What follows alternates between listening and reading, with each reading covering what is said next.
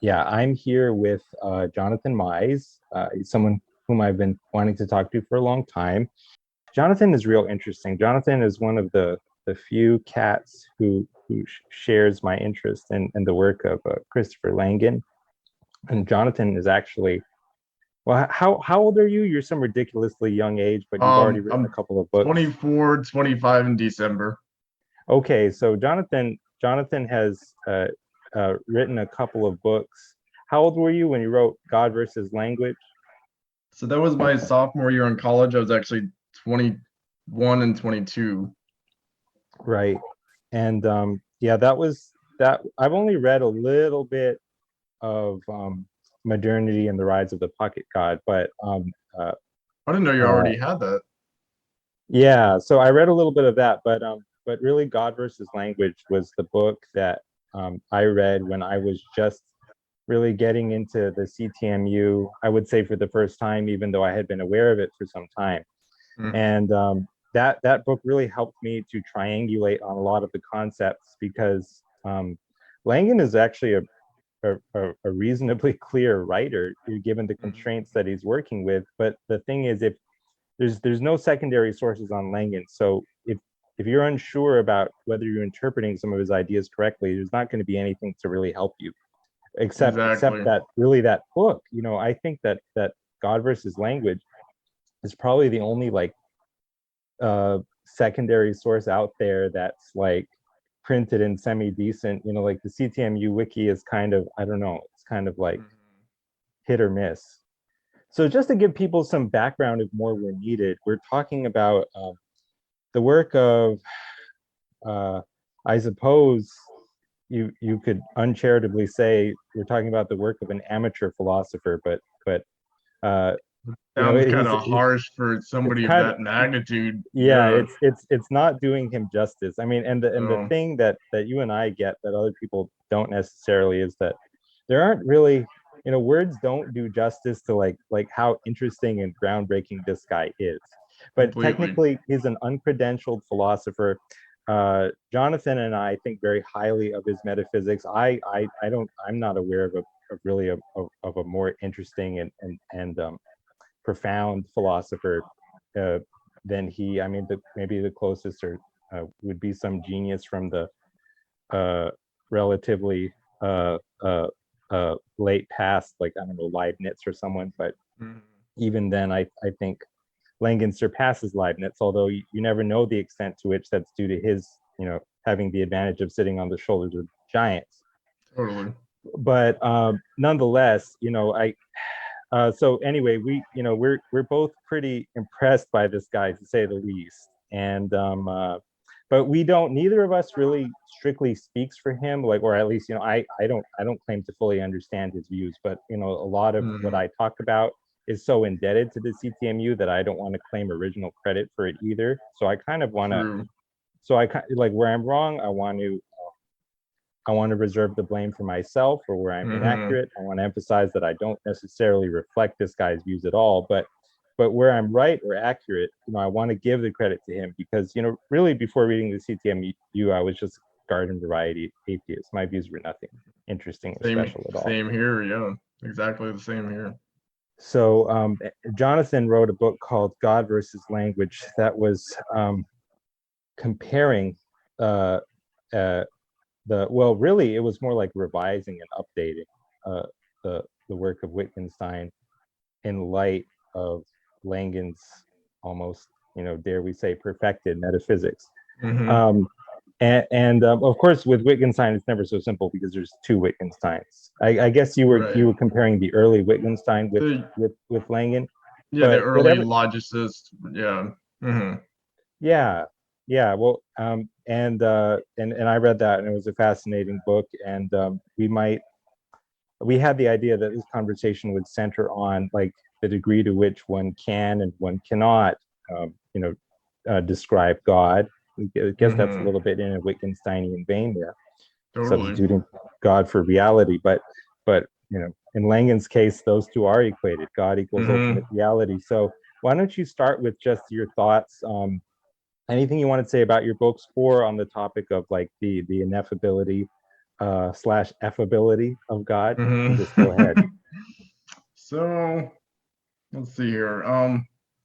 So I think at bedrock, I think this sort of distinction of ineffability, so-called affability, I think it has to do with it's always a dualism. And Langan is huge on dualisms. He views Cartesian dualism as the anathema of the last couple hundred years. Like this is the culprit of why things have not been progressing as they should have been or have been. And I think fundamentally, whether or not, say, take a Christian theologian, they have this idea that maybe God is external to the universe and God is some sort of, he's still a prime mover, but he's obviously not fully connected with the universe. He doesn't have his hands, like inside it at all times. He doesn't have his mind inside it.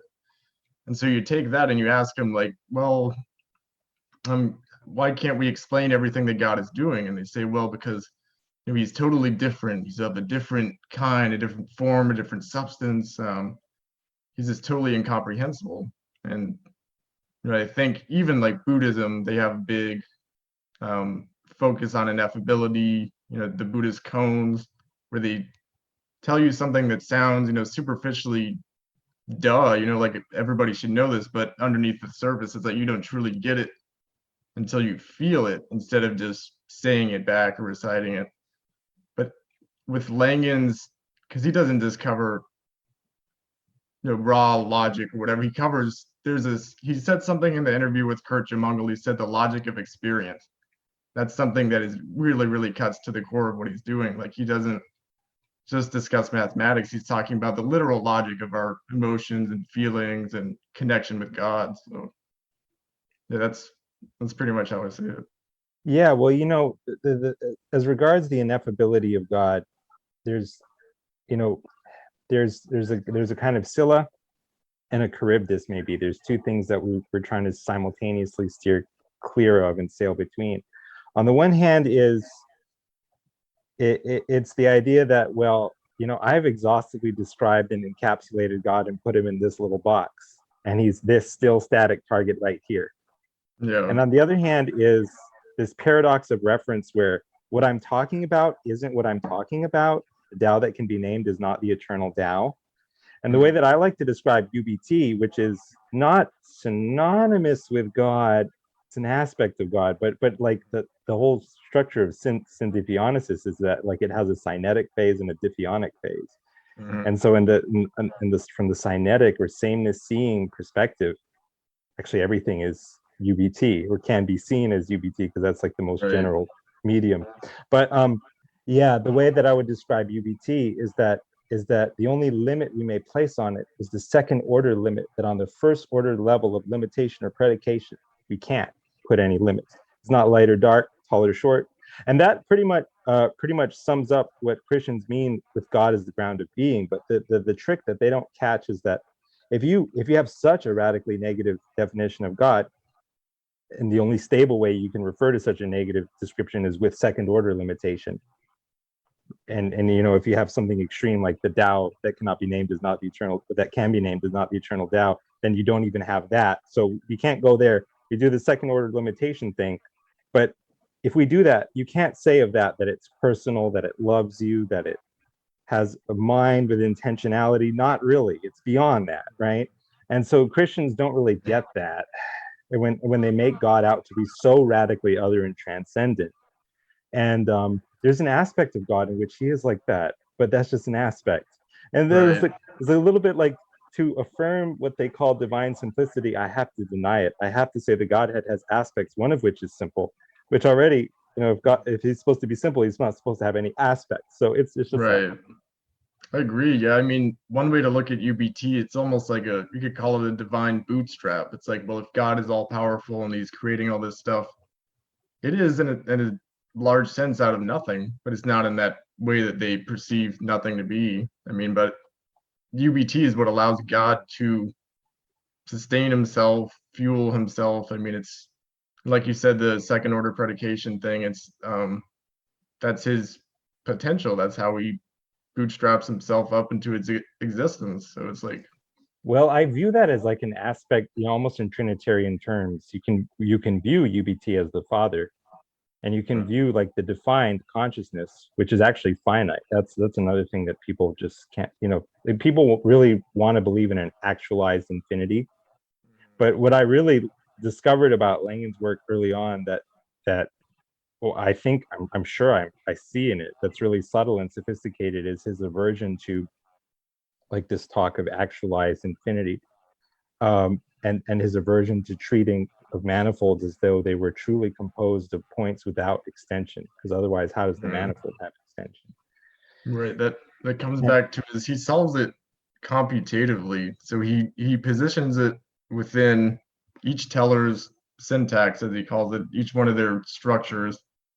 And he says there can't be, like infinity is normally conceived as some sort of like independent external background. You have this number line along which things can be placed, it's a background. And so the only background that the CTMU has is an intrinsic background. And so it's something that in the background for each teller is something that is within them. It's endomorphic. So it's not something they can be measured against. It's something that their syntax and that their telic recursion actually injects into their own structure. And so when you view infinity like that, the only infinity to be found or measured is against other tellers, right? There's no like fundamental, oh, this is infinity according to all tellers. It's all relative in that sense. Well, Langan talked about defined reality in one of his quotations somewhere online, one of his answers. Defined reality is like it's like ice. It's like a little iceberg or something sitting in the water, and the water is the UBT, and the crystalline lattice-like structure of the ice is like the defined reality, and each one presupposes, implies the other cynetically, and from the sameness seeing perspective, they're the same. They're both UBT. But diffeonically, they're different. One is defined, the other is undefined. Right. And from a Trinitarian perspective, you can view that UBT, which is so unlimited, as like the Father, which is the more ineffable kind of side of God. And then the defined consciousness, Logos, you can view as the Son. But neither one has absolute logical priority over each other. They exist necessarily in conjunction with one another. Right. Sometimes I think the way people talk about CTMU, they don't understand it as well. They think God bootstrapping himself into existence from nothing, but I don't think that's quite the way to see it.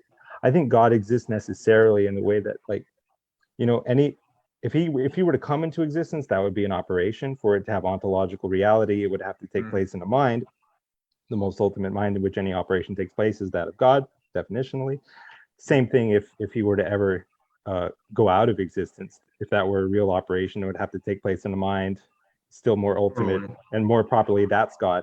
So there's no really any question of God ever coming into existence, but within his consciousness, he is self-causing. It's like he's not self-causing as to that, as to the fact of his existence, but he's self-causing as opposed to what, or a state or attribute.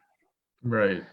And so you could say, you could say he starts as an intrinsic form. He's literally coupled with the background of UBT. Not that coupled obviously invokes a little bit different of a mechanism, but as far as the words we have to explain the CTMU right now, coupled is probably the best way. So he's coupled with UBT, and then from there he self-actualizes even more, like you said, like bouncing off. He goes from his structure, his intrinsic structure, draws on UBT to refine his intrinsic structure, and keeps going and going.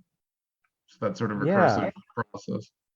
Yeah, and like I recently did an episode trying to imagine the consciousness of God, and I don't claim that I was necessarily successful at that at all, but of course I wasn't really trying to imagine the consciousness of God in its fullness, but I was rather looking at it from the standpoint of, it's like, okay, so it's like he's existing in a kind of now of consciousness, right? And in that now, it's like everything that has ever happened is immediately, i.e. spatially present. And then, there's that phrase from Hegel, it's like to know the limit is already, to know a limit as a limit is already to be beyond the limit. If he sees everything, then the question arises, well, what happened before and what will happen after, like on this dimension, this time-like dimension? And then, so the answer is something like, I bent it. So he jumps up to a higher dimension and he feeds end into beginning, by going up to a higher dimension of cognition that spatializes what was previously a time-like dimension of consciousness. And then in that way, he affects causal closure as much as is possible, but at that new higher level, it again invites new questions. But the thing is, at every point, it's like the past is not something that he has to elaboratively recall in a temporal or linear sequential fashion. It's actually something which is immediately spatially present. So that's Right. You can call that recollection or memory, but that's something very different than how we experience it. So it's a paradox of, like, it is time-like. It's a closed time-like meta process, to borrow Langan's words. But it's I think the closest way you could perhaps imagine it is to just imagine a very kind of a now focused and attentive kind of consciousness. But so yeah, it's a paradox. It's not totally simultaneous or static, because simultaneity presupposes successive change. A static consciousness, what sense can even be made of that? That's like an oxymoron. Right. So, but it's like, I see it. It's like it loops, but it's also infinitely linear on the dimension of recursion, as far as I can make out. There's linearity to it, but that's on the dimension of recursion. So it goes. I remember I mentioned to you something that I termed the God line, and so it's basically I remember that. orthogonal. It's God's version of time, because our time, like you said, to God is it's space. It's all connected. It's a manifold. So he has this. Imagine like the first state being a circle, then every subsequent state being a little bit smaller circle inside him, and so that's the conspansive process. Each thing is getting smaller and smaller, but everything is also shrinking into it, so you're keeping everything stable.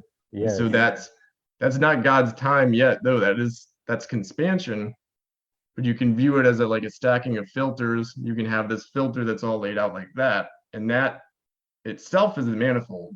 You could take any given constructed manifold like that. You could say, oh, well, this is the entire manifold at God's time, T1. And so that's God's moment. So he's viewing this entire construction of embedded circles, however many it may be, but that is one moment for God. That's one, Big Bang. To view it physically, within that is a physical analog, or a physical Big Bang, and a physical Big Crunch, or whatever happens, if that happens or not in the CTMU, but a physical beginning and a physical end, that's all within inside this manifold and these stacked circles, these stacked. Well, isn't it looped? Isn't it a loop-like structure? The end syntactically, yeah. The end is fed into its beginning. Right. Yeah. The way it evolves is loop-like. So you have God feeding back at all points, so that's one moment. And so God's time is he's constantly refining. So he starts with. The thing is, whenever he's starting, like at every point in that closed time like meta process, it's like there is actually no beginning or end prior to it until he asks the question, and then at each cycle or iteration of the process, he asks and answers the question of what happened before and what happened after. Is something like the way I see it. But like he does comprehend the whole manifold at once, right? Would you? Yeah, right. So it's a different kind of, because like for us, when we experience time, it's like we experience part of the past at once, just a very small part of it. And to get more, we have to like elaboratively, successively recall more and more. But it's like God, at every moment in that meta process, it's like all the past is spatially immediately apparent. I think there might be a weird sort of sense where his consciousness is actually more similar to ours than we might think, because it's like, he sees all the prior, take like an entire timeline of space, physical end. That's one moment for him, and he's seeing everything. But at the same time, between that moment and his next moment, God, one point on the God line T1, another T2. Between T1 and T2, he's actually seeing the physical past. He's seeing that. He's also seeing the future and the present, whatever. He's seeing all that, but he's also seeing potentials. And him seeing potentials is equivalent to us thinking about the future. He's planning. He's seeing these potentials, and he's not seeing them as potentials to him. This is reality to him. Obviously, he's seeing all these potentials, and they're going on. They're refining themselves, and he's refining himself in the process. But so he's seeing, he's making a plan, and once he's decided on his plan, he can move to the next point, T2. So he's really just thinking, planning at the same time he's seeing. So I think it's very, very similar to how we perceive the world. It's just a higher order analog. I mean, like, insofar as I understand you, and I don't know about you, but I'm kind of out of my depth already when I talk about Yeah, this it's stuff. extremely, we need a lot more words even than Langan has already provided us with. It's a Yeah, and crazy that's kind of thing. why in the Jaimongol interview, I wish he would have gone into it more. But I believe I believe all he said was he said you, because Jaimongol asked how is it that he can either remember everything that has happened simultaneously, or he asked like how can you remember an infinite past? And Langan didn't comment on that. He just said you have a mode of consciousness which is appropriate to you in this terminal domain. Uh, uh, um, but like I don't This think means that there's it's bounded by your syntax. That's all that means. It's bounded by God's syntax. And so anything that is supposedly infinite is not infinite to God. It's relativized to his right. syntax. Well, so in other words, if you take the manifold that God sees and ask the number of dimensions that it has, I think there's a determinate answer to that. It's a fixed and Totally, bounded yeah. answer. And that Yeah, there has to be. God gives that answer to himself, but in so doing, he opens the door to, that question being asked and answered again, because again, to use a phrase from Hegel, it's like to know a limit as a limit is already to be beyond the limit. Um, but like insofar as I understand you, I would agree, and I would say that it's like um, it's not excessively anthropomorphic to see God as a consciousness which is not externally defined, but not totally undefined, not just some Mhm. simple infinity, but it's self-defined, but that means that it is defined, it's finite, because whatever's in consciousness, it has to have a defined value, because Right. if it's totally undefined, then that's actually just a contradiction, Right. That both has to and do. slash neither nor. I remember you asked me about the whole non-terminal thing, and that, granted, that is an extremely confusing thing, and but he also says there's some earlier papers like in the 80s, 90s, he talks about infinite valued logic and like infinite valued obviously relative to God, but so he says that in the terminal domain, it's obviously binary, it's one or zero. We perceive or we don't perceive at any given moment, any given event. And but in the terms of the potential, in terms of the inner expansion before the collapse, you have all these different possible values. It's essentially fuzzy logic, because you have this continuum of potential values, potential state, syntax couplings, all that. And Wow. Okay. Well, you were saying that because I had asked you about like the non-terminal mhm, consciousness, and you were saying how in earlier papers, Langan talked about like infinite valued right, logic, right. So almost yeah, as though UBT. Oh, go ahead. for God, yeah, he doesn't need, he operates, obviously, he injects into the terminal through the binary logic, but he does not, for his own perception, his own cognition, he doesn't, all he requires is that the telesis is bound in some sort of potential. So he's the potential seer. He sees any sort of telesis that is bound anywhere, on all scales, on all values, on all possible continuities. So But see, what I would think is that each act of seeing is a bound and defined act, totally, right, self-apprehended. So right. it's there that it's like that dynamic between freedom and constraint. But I see Mhm. whatever is occurring within consciousness as always having a defined value, at least insofar as the question gets asked of it, like at some level of structure, what is its value or parameter or state? It always comes back with a defined value. Um, Um, uh, if I could inject just one more thing, oh, so go ahead. yeah, that you could almost view the UBT Unbound Telesis as the real quote unquote non-terminal domain. Because when we think of non-terminal domain, it's easy to be like, oh, well, that's not fully actualized, it's not real, it's not instantiated, and that's somewhat true, but it's only true relative to the terminal. And so you have the terminal, the physical world, you have the non-terminal, which is the potentials, the infinite valued logic, the fuzzy logic, the continuity, all this that God is perceiving in parallel. And then beneath that, you have the UBT, and that's sort of the real, I don't mean real in that sense, but that's sort of the genuine, the true non-terminal realm, because that's the place from which everything is refined, and it's not actualized yet. It's just as a proto form feeding into the non-terminal of the infinite value logic, and that's feeding into the terminal. So I think what was tripping you up on the non-terminal thing is that maybe you're thinking about it not being actualized and it just being some sort of, form without true shape or actualization, but it's just that it's not yet terminal. If that makes sense.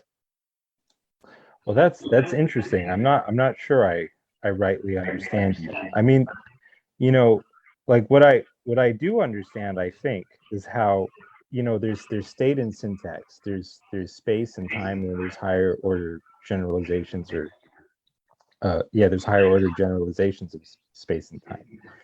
And so if you've got like your state, the future into which it moves is undefined.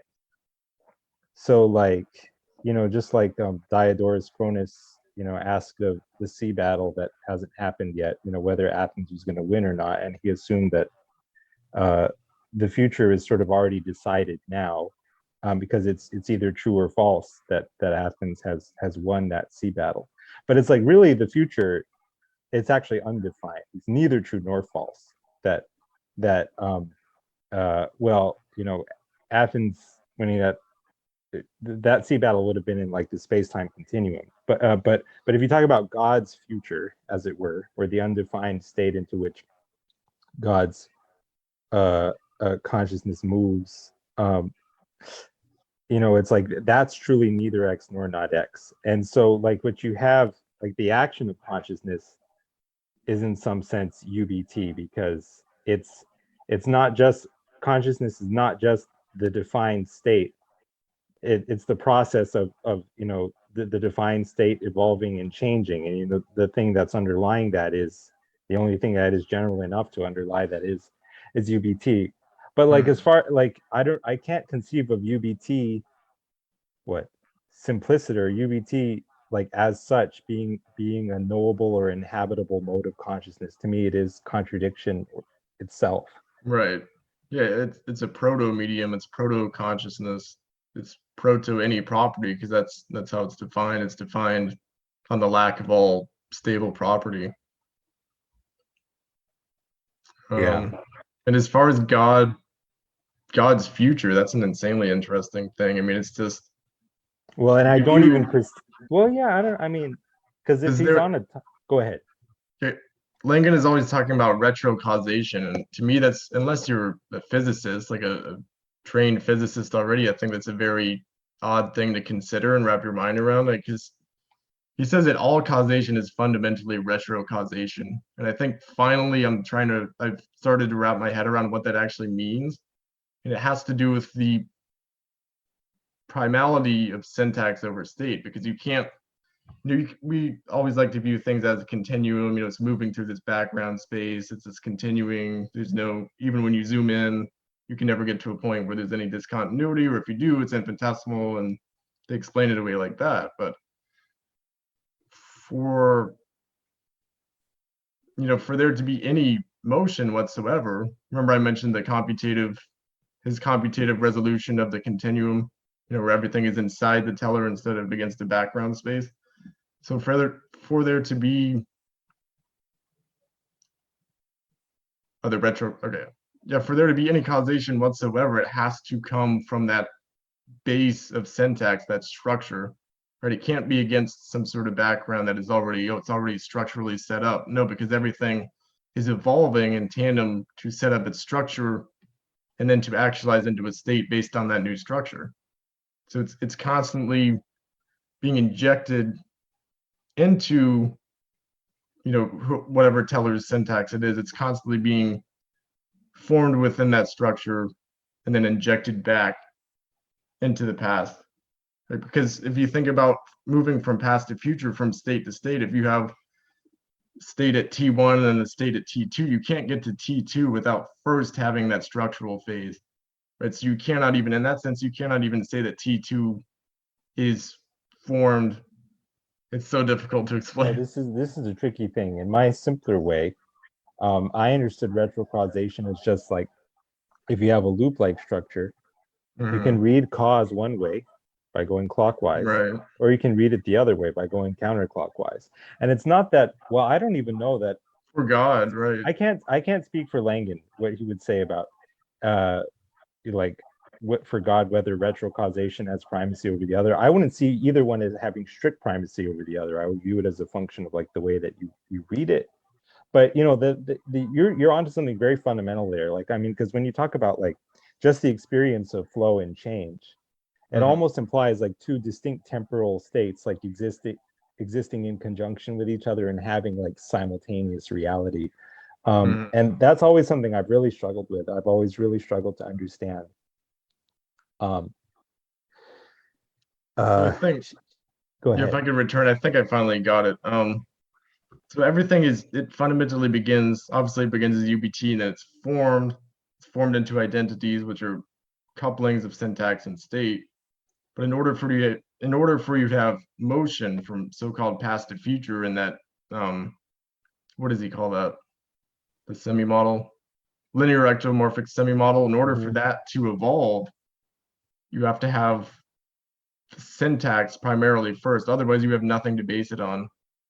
And that goes back to his whole hology thing, how the structure of reality is at each point in reality injected into it, and it serves as its own internal basis for functioning and evolving.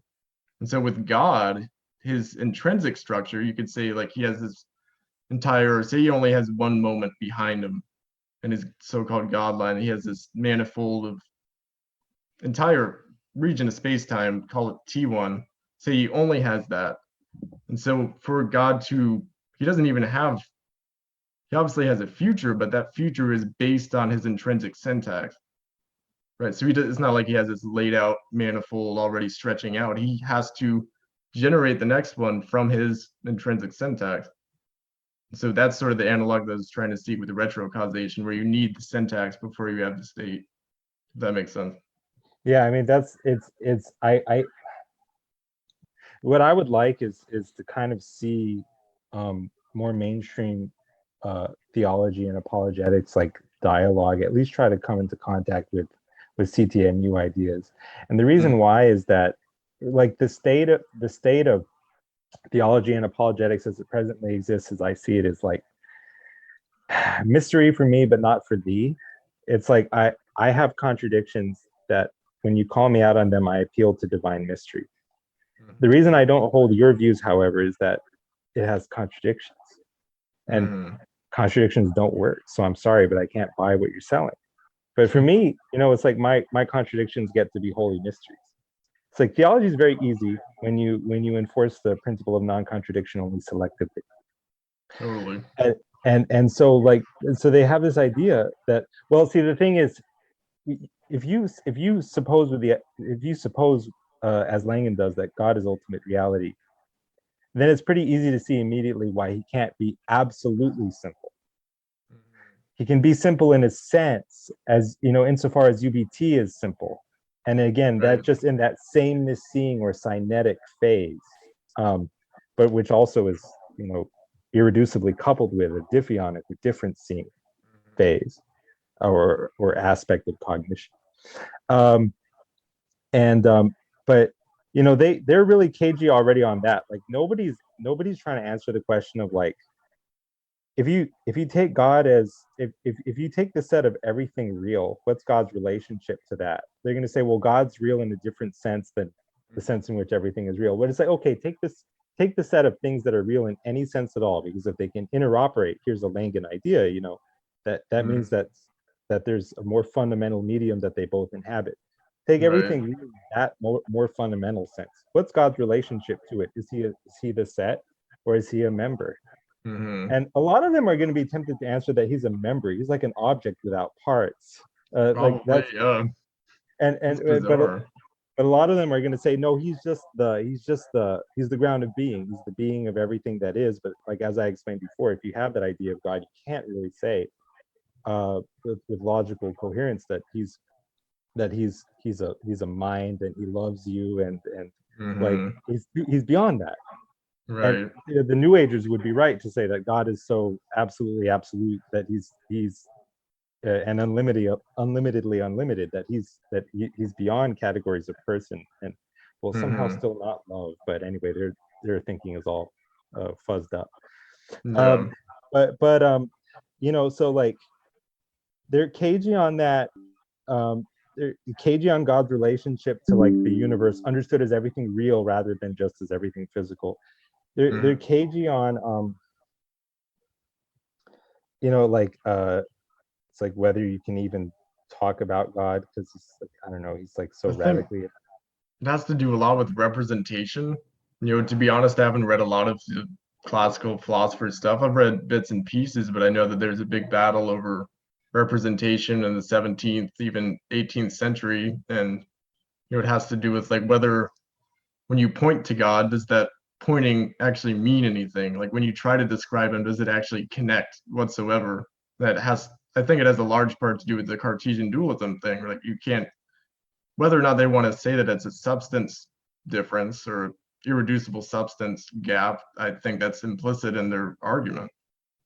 And I think for some reason they also take great um, question with the fact that you can logically or mathematically describe God. If they were to hear you describing God as a set or even invoking that language, it'd be like, whoa, whoa, whoa. Like they part of them feels like that's almost to sully his essence or whatever, just to degrade it. But I wish I knew exactly why they felt that way, why they think like that.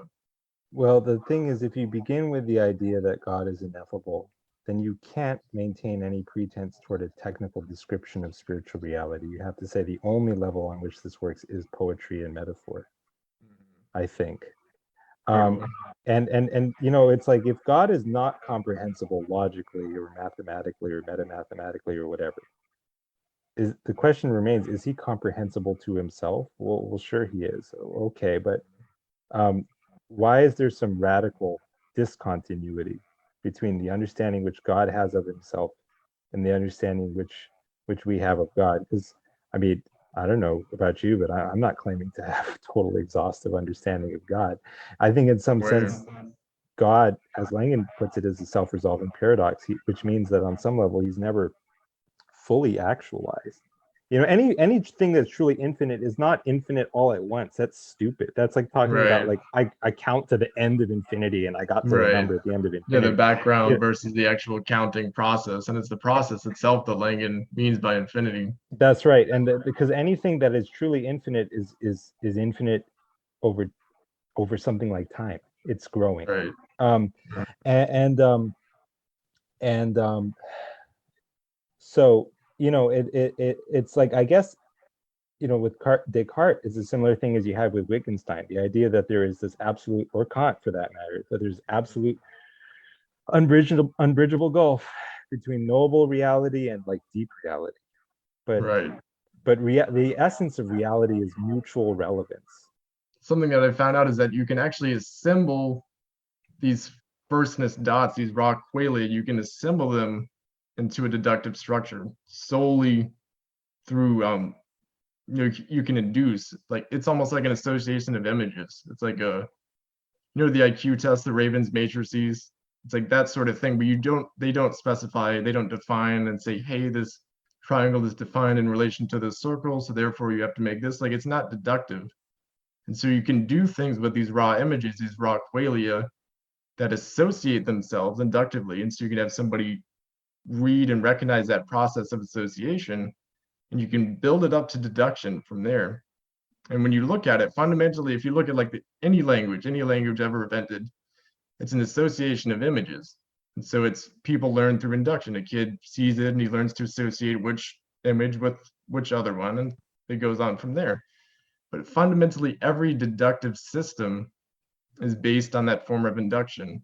That induction from symbol, well, it's not even a symbol yet, but eventually you learn that it's classified as a symbol, but only through your Well, raw this perception. is something like Persian third. Well, it is Persian thirds, and it's also triality.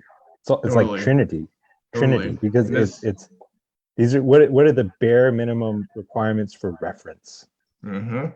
And this is, I think I've stumbled across what he actually means by this. And this was super exciting. And that, I have a provisional name for it. It's like a universal semiotic calculus, but not even that does it justice because it's not a calculus because it's not yet a deductive structure, but it's a way to build literally every possible deductive structure.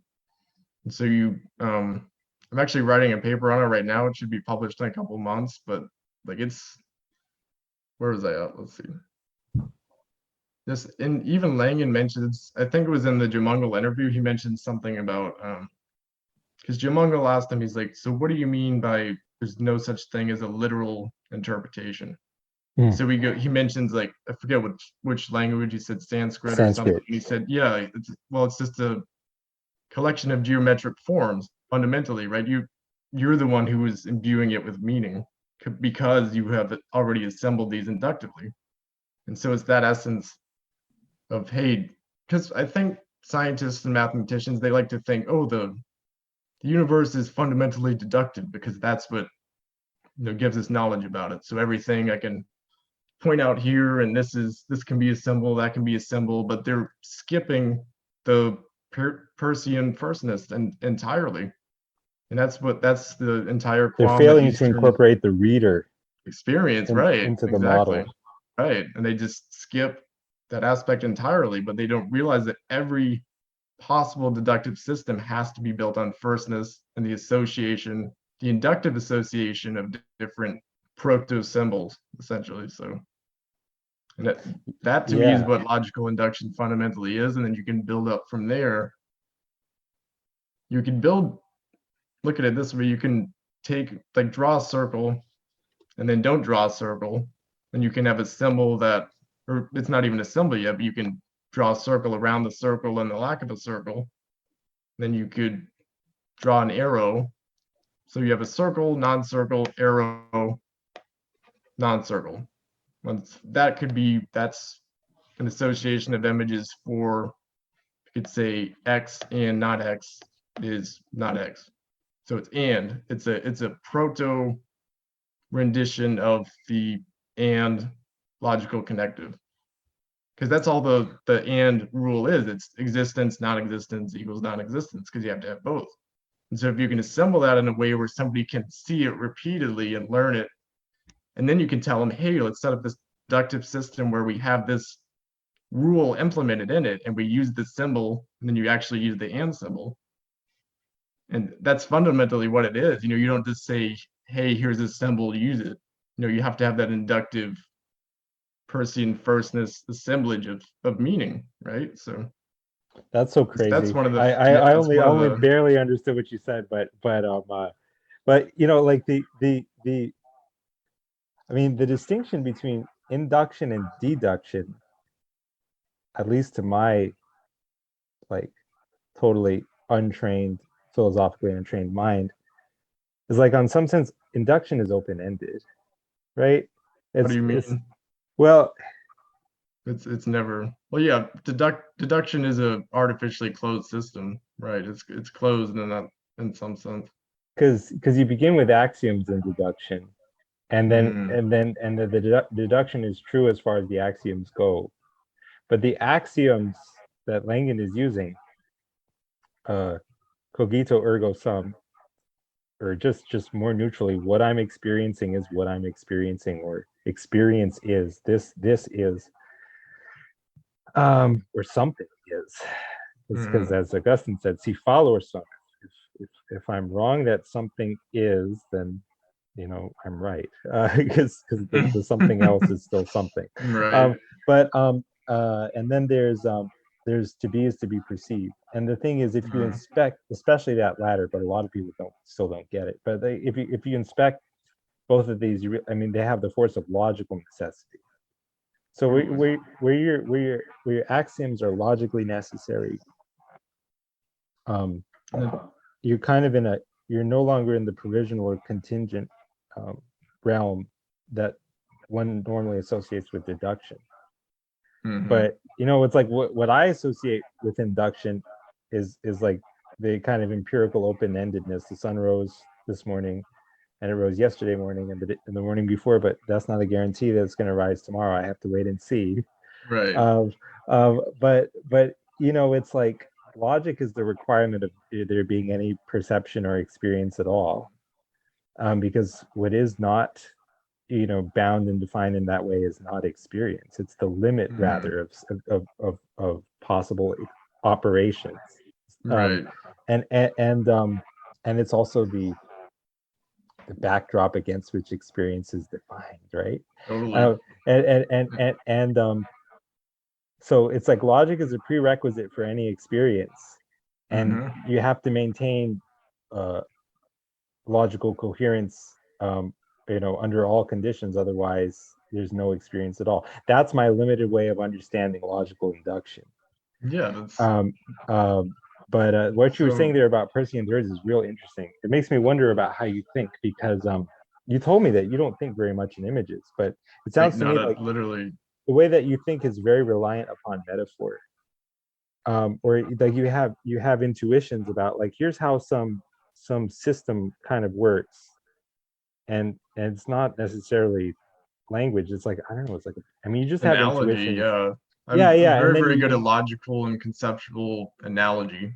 And I think if yeah whatever my weaknesses are, I'm able to compensate almost always just through, like, I can just, given any topic, I can usually just generate.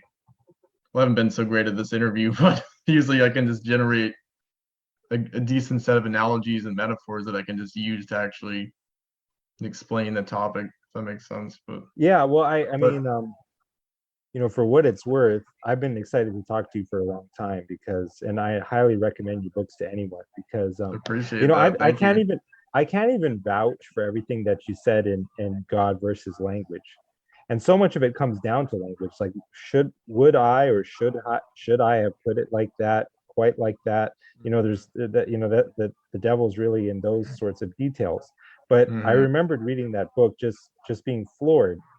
Um, um, at the job that you did. I thought it was so interesting. I mean, you're the only other people I've met personally who I would say are at somewhere near your level of intelligence are those two people I put you in touch with, John Aller and his son Stephen Oh, Aller, and they're actually very yeah. interested in Perse as well. Yeah, he Um, actually sent me an email back. It was one of those things where you have to refine all this and then provide a lot of sources. And it's like, oh boy, I got to get my feet dirty there. yeah. Well, and I know that you were recently attempting to publish a proof, or a solution to the P versus NP problem. Is Yes. that even how you put it? Yeah. Yeah. The Yeah. P versus NP. And And so that is, yeah, that's a massive, obviously massive, massive undertaking. And I actually I made the mistake by posting the first draft because I had done it on what's that site, Archive, Cornell's Archive preprint hoster, and once yes, that came out, I posted it on Reddit, and that was one of the worst mistakes ever. I mean, because I added a little note at the end. It gave thanks to Christopher Langan, and they're like, oh boy, like, this is definitely pseudoscience, pseudomathematics. It sounds exactly like Langan. And granted, I was not, because I don't have a mathematics degree. Like, I know how to think mathematically, but I certainly don't have the mathematical intuition to be able to prove it satisfactorily to mathematician standards, right? So at this point, I know in my own head that I did indeed solve it, and now I'm just having to go back and build my fundamentals and literally just go through the computer science textbook, mathematics proof textbooks, and building that up so I can convey it and communicate it to people. So that's yeah. kind of where I that's at. suppose in some sense, until you can take it all the way from point A to point Z, uh, uh, and until you can like nucleate it totally at like the terminal or bare metal like level, Mhm. and some in some sense, maybe it remains at the level of conjecture. Like a lot of mathematicians, they operate like they're kind of just satisfied with conjecture, but proof is a whole other level of it's just a whole different order of complexity. Like the guy who proved the Poincare conjecture, the Grigori Russian dude. Perelman. Yeah, Mhm. he just, I mean, he just worked at that for years, and Mhm. on some level, it's like, why would you want to? I Because know it's so don't you already constrictive. It's such see a narrow little aspect of reality. don't you already see like intuitively, like at this level of abstraction or resolution, how it must be true, and isn't it already right. beautiful like this? Mhm. But the you can trust the folks over at Reddit to to Oh boy, that's what I needed though. They broke me down. They freaking they really I mean, broke me down. I mean, Reddit is just so toxic, but It really is. That's honestly what I needed though, because I was so cocky, like, oh, I solved it. Because whenever, like you said, like whenever I get that unsatisfaction that I know intuitively for sure that I did indeed prove it, to my own satisfaction. It's like sometimes it's like, oh, well, here it is. And Langan has certainly done that in some respects. He's like, all right, here it is, guys. And you're like, indeed, how do I process that? But and he's also like feeling the frustration of like people not getting it. And the thing that I have to say about Langan is that I can't rule on whether he's ultimately right or wrong because I don't fully understand him. I can say that I suspect he's right, but that's very different. That's conjecture, right? mm, But what I would like at a minimum is for people to take his ideas more seriously and start trying to actually work them into what they're doing. In particular, the idea of syndipionesis. If there's two things that can be brought into relation with each other, even if it's just a difference relation, does that not imply that beneath them there is a more fundamental medium? To me, that just seems logically necessary. mm, And so, in other words, let's just try to do stuff with the principle of no absolute unbridgeable gulfs and see where that gets us. right. You can just a priori decide that the CTMU is all bunk and nonsense, but just take Mhm. that one idea seriously and see where we end up with that. Like that's what I would say at a minimum. Yeah, that But reminds but me, I but I don't think the CTMU is bunk. I think that right. It's that it's not, it's so good. And the level that he's thinking at is really so advanced, that I would it has to at least be mostly right, but I think it's basically it's all correct at the level of like but super go ahead. tautological generality. From what I've seen and after stumbling across the logical induction thing, like I feel intuitively strongly that that's the way to prove everything Langan has proven. Like that's to me, it's 100% at this point. I know like it's always tricky whether to say 99.9 or 99999 or whatever, but I feel it's 100. I was listening But to an apologetics. Well, no, I was listening to a podcast the other day called Counter Apologetics. It's like atheist hmm, replies to apologetics, and I really like that podcast because they take the dumb answers of mainstream apologetics and give them good counter objections. Like it was on that Counter Apologetics podcast that the host, Emerson Green, he was saying, what sense can be made of an absolutely changeless consciousness? Like, is God a mind slash consciousness or not? And if he's absolutely changeless, then how is he that and also a mind? hmm, It's like but that's a great question. I wish that Christian theologians and apologists would try to think about that rather than just automatically punt to mystery on it. And I think totally. as soon as you do, you're automatically in CTMU territory. CTMU is the only like theological model that sails between the Scylla and the Charybdis of classical theism and all its problems, and theistic personalism, and the way that it Totally. excessively anthropomorphizes God, or makes him merely one item in the set of all real things. Because, like I Mhm. said before, the answer to the question of what's God's relationship to the set of all real things is he's both set and member. That's very Mhm. much the CTMU answer. And that's how Totally. consciousness is. It takes itself as an argument. It's reflexive. Right. Hmm. So really the CTMU is just like souped up idealism. That's another way you can look at Yeah. it. Um, But so I uh, actually on that topic, super quick, me and a German guy named Vincent Geilenberg, we actually teamed up to write this paper, and it's on panentheism. You've heard of Yeah, panentheism, I'm sure, right? Yeah. absolutely. That's what I'm And talking so about, as what opposed to, yeah. right. And so what we propose and what we actually did is to use category theory to show, that flow in essence between God and the world and God, the loop process that Langan also refers to. And so it's still under review.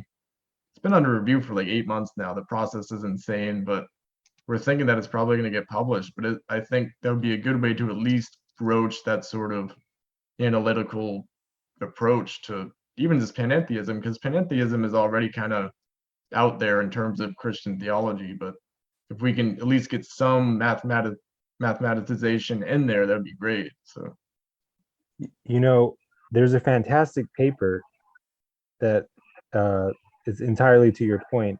It's by a guy named Ryan Mullins. I would recommend his podcast. There's another podcast that's great because these podcasts, what they're good is that none of them is in dialogue with the CTMU. But why I'm recommending them is the way that they sharpen questions and direct your attention to things that really only the CTMU, as far as I can see, has good answers for. And Ryan Mullins did a paper on panentheism, talking about how, basically whatever he's just taking different philosophers' attempts to state the core distinctives of panentheism, and Mullins is showing how there are versions of classical theism which affirm these supposedly core distinctives, and that there are versions of pantheism that affirm these supposedly unique distinctives.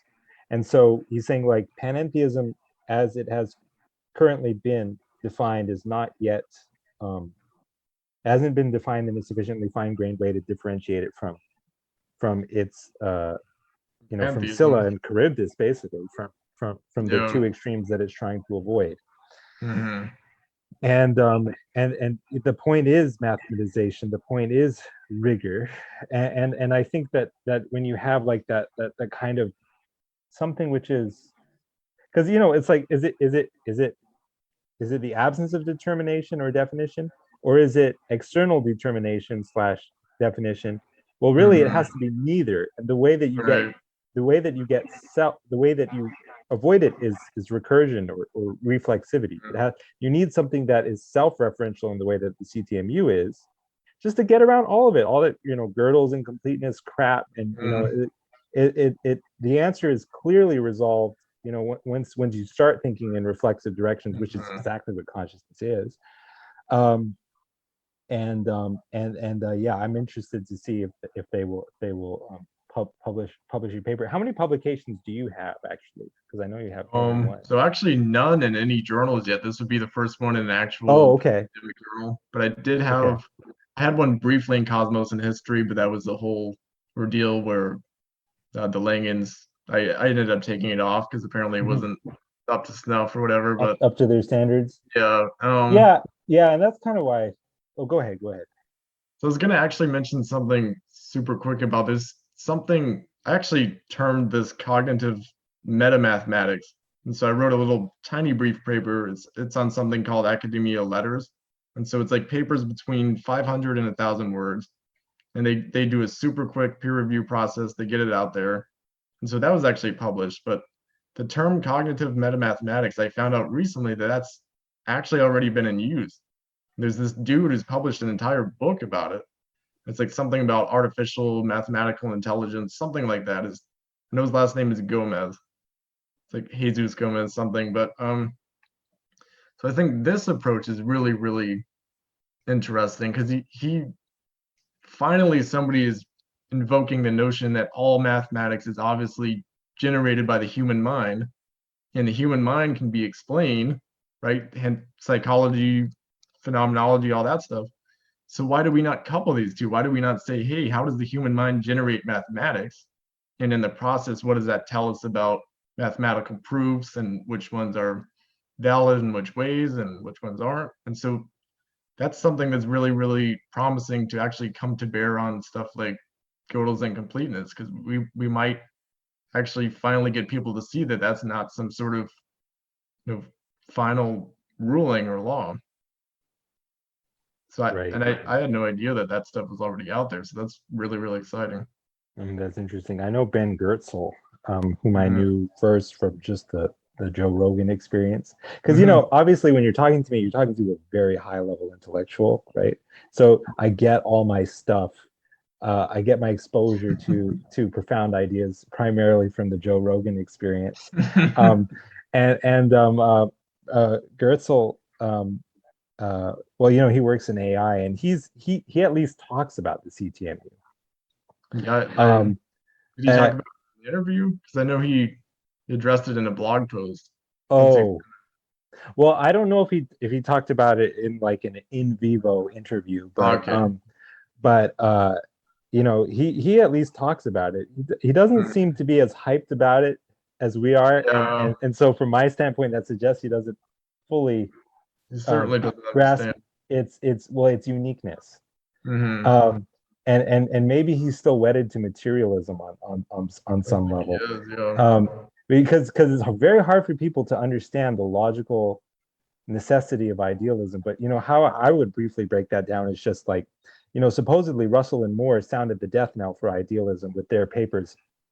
They one of them was like the length of a short book, and those were two very influential uh, pieces in closing the door to the idealist tradition that had been regnant, in like the last century or couple centuries. Um, and the thing is, you have to be able to state what it means for a mind independent object to exist. Kant never really did that. But, how are you going to, in terms of what are you going to give the meaning of its existence? Uh, More in characteristically uh, uh, annoying fashion, he doesn't address that question at all. It sounds like Russell addresses it by assuming that mind independently things have spatio-temporal properties. Hmm. So it's like he's grounding their existence in the space-time continuum, but crucially, it's the space-time continuum from no perspective. My question is, what is the space-time manifold from no perspective other than a giant oxymoron? Like, how does one have a non-perspectival concept of space-time in which to ground the existence of supposedly mind-independent Hmm. objects? You have to understand that it's at that level that the logical impossibility of the thing smacks you in the face. Like, Right. but a lot of people are still stuck in that mindset for whatever reason. I think for due to the recognition of different problems, e.g., the hard problem of consciousness, the zeitgeist is turning um, in a new direction. We are kind of looking toward panpsychism, which, as far as I can tell, is baked into the CTMU. Totally, Um, yeah. Hmm. So, that, but it's interesting because I never really seen Langan expand on his reasoning for why he seems to treat of real systems as though they are conscious, at whatever level of scale. I mean, it's everywhere. It's really this infocognition where you can't Yeah, have informatic structure without logical conceptual syntax, and you can't have processing of anything. You can't have, anything that we think of as cognition. You can't have that without structure, obviously, but you also can't have state without structure, obviously. So you have this sort of double aspect switching, and it's fundamentally fueled by telesis. And so telesis couples into those two, and then it's just that fundamental loop process, like you were saying. But well, really all that cognition, really all panpsychism is in the CTMU is just that feedback between syntax and state.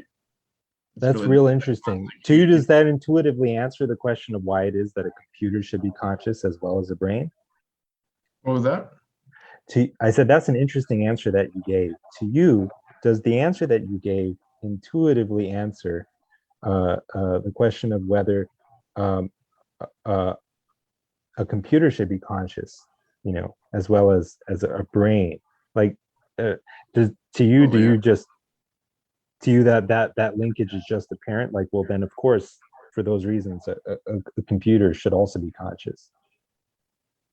Well, I mean, see, Langan explained it in his interview again with Jim Mungle. He explained it as the computer is obviously just a machine. It's built according to predetermined structure, predetermined rules, predetermined flow of information throughout it.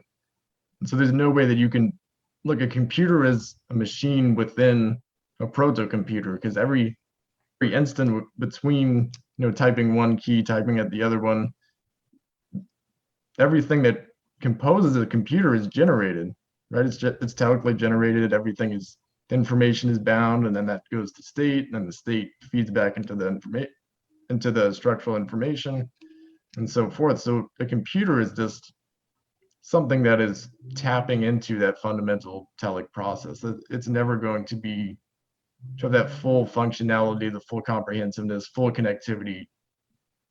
And that's what true consciousness is. You might get some sort of future machine that has some sort of modicum of self-awareness because it's able to somehow tap into the telic structure, but you're not going to have that genuine stability and consciousness that a teller has. Well, so based on these considerations that you've outlined, to your satisfaction, does that just like immediately or obviously answer the question of whether there is something that it is like to be that machine? Like this is good. Like when you go to you go to like Dennett, like Consciousness Explained, he gets down to his answer to the hard problem of consciousness is like, because basically the objection is like, I can imagine all the conditions being met, the computational conditions that are met by, my brain being in the physical state that it is, or this computer, this machine being in the physical state that it is. I can imagine all these conditions being met and there being no result of consciousness. And then it says, oh, really? Have you tried? And the thing is like, well, I seem to think that I can imagine dividing a circle by its circumference, or rather by its diameter, dividing the circumference of a circle by its diameter and getting a value other than pi. I think I can imagine that, but unless I really try, I'm going to think I can do it, but when I really try, I'm going to realize, no, you can't. And so the thing is, for me, panpsychism, it's like the difference between conscious and not seems to be binary, but in nature, like the difference between a more sophisticated brain and a less sophisticated brain is not binary. And also, even just like, a computer's an information processing system, well, so is a rock. I mean, like input, operation, output. I don't see the principled basis on which one can draw a distinction between the brain and a computer, and I don't see the principled basis on which one can draw a distinction between a computer and a rock. Not on the level where everything is composed with the syntactors, which that it's self-transducing information, it's infocognitive, it needs both those aspects to even exist as actualized UBT. Like otherwise it would just be floating as raw potential. But Langan always mentions the topic of self-modeling, and that's another like logical induction. That's one of the things he never really expands on much beyond just throwing it out there. But I think what that means, it has to do with syntactic distribution and nesting. And so you have, right, so all of us tellers were controlled by the syntax. We're not, controlled is probably too strong of a word, but we were nested in the structure and syntax of God, right? And he allows us to perceive. He's constantly allowing and providing us with that potential to exist and perceive. And so within a teller, we have all these levels of syntax, all this nested structure. And so we have some layers that are already determined. They're already provided by God. We can't do a thing about it, right? We can't reach up and change it. And we have other levels that we are able to self-model. We're able to self-configure. God is configuring some levels of our structure, and then we're configuring other levels. So in that sense, when you look at us versus a computer, we are the ones configuring a lot of the computer, right? It's not like this computer is just on its own. Even if it's automated, we are the ones that endowed it with that structure. We programmed it, we built it, we endowed it with this. It's almost a faux connectivity, right? It's a terminal connectivity, but it's not that syntactic, self-modeling structural connectivity, if that makes sense. So it's something related to that. I haven't explored that enough in depth to be able to give you a direct answer, but it's definitely related to that. I mean, on one level, it sounds like what you're saying is everything is infocognitive, but Mm, as regards like the Hegelian question of like whether there is something that it's like to be a bat, and well, he kind of assumes that there is, and so he just asks, what is it like to be a bat? I mean, mm, it you were saying a little bit ago, off the record, that it still seems a little bit mysterious as to why there should be qualia and first person experiences, right. except that almost that that I mean, one could say, this is simply what SCSPL is. This is what Mm, self-configuring self-processing language fundamentally is. mm, But no, I agree. I'm with you in the sense that I my reasons for assuming the necessity of panpsychism, at least so far, do seem to be different than what than the intuitions Langan is using. Um, I'm mostly going, kind of, you can tell when someone's like kind of a second-rate mind is like when they know it can't be otherwise, because I've looked into it not being that and doesn't make mm, sense.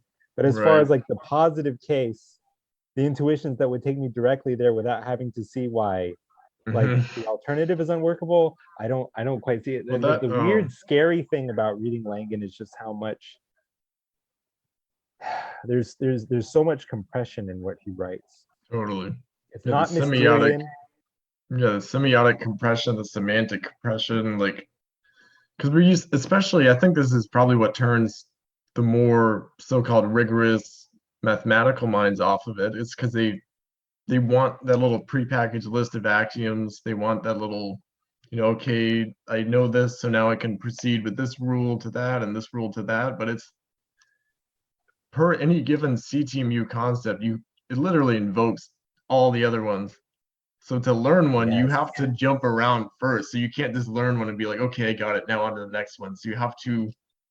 There's this term I coined called the theoretical epoche.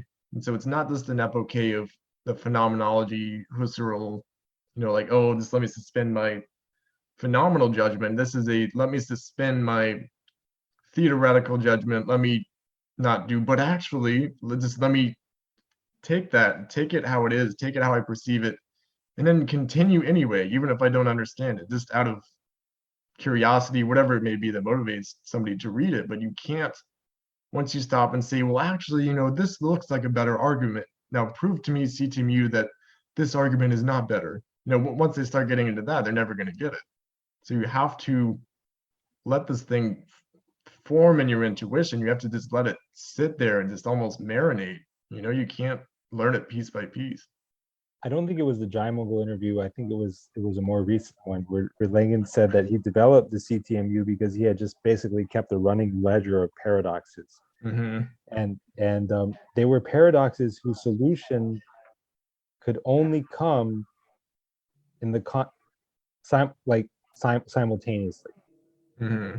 Those paradoxes could only be answered like in like Unified biconditional framework. relationship with each other, Yeah, and that's totally. a vastly different level of complexity of problem solving, because Mm-hmm. ordinarily we're used to things being sequential. It's like I Right. start with these, but what you were talking about is like the radical, like um simultaneity, of like, because there's like I don't know, like 5 or 6 key CTMU concepts, and they're all interrelated, and one either basically grasps them all at once because they're all interrelated, or not at all. Mm-hmm. It's like you have to pick up all the Right. jacks before the ball drops, Mm-hmm. and that's a very different level of like computational complexity. Right. And I've been chewing on it for about, I guess I would say, a year and a half, really, since we met.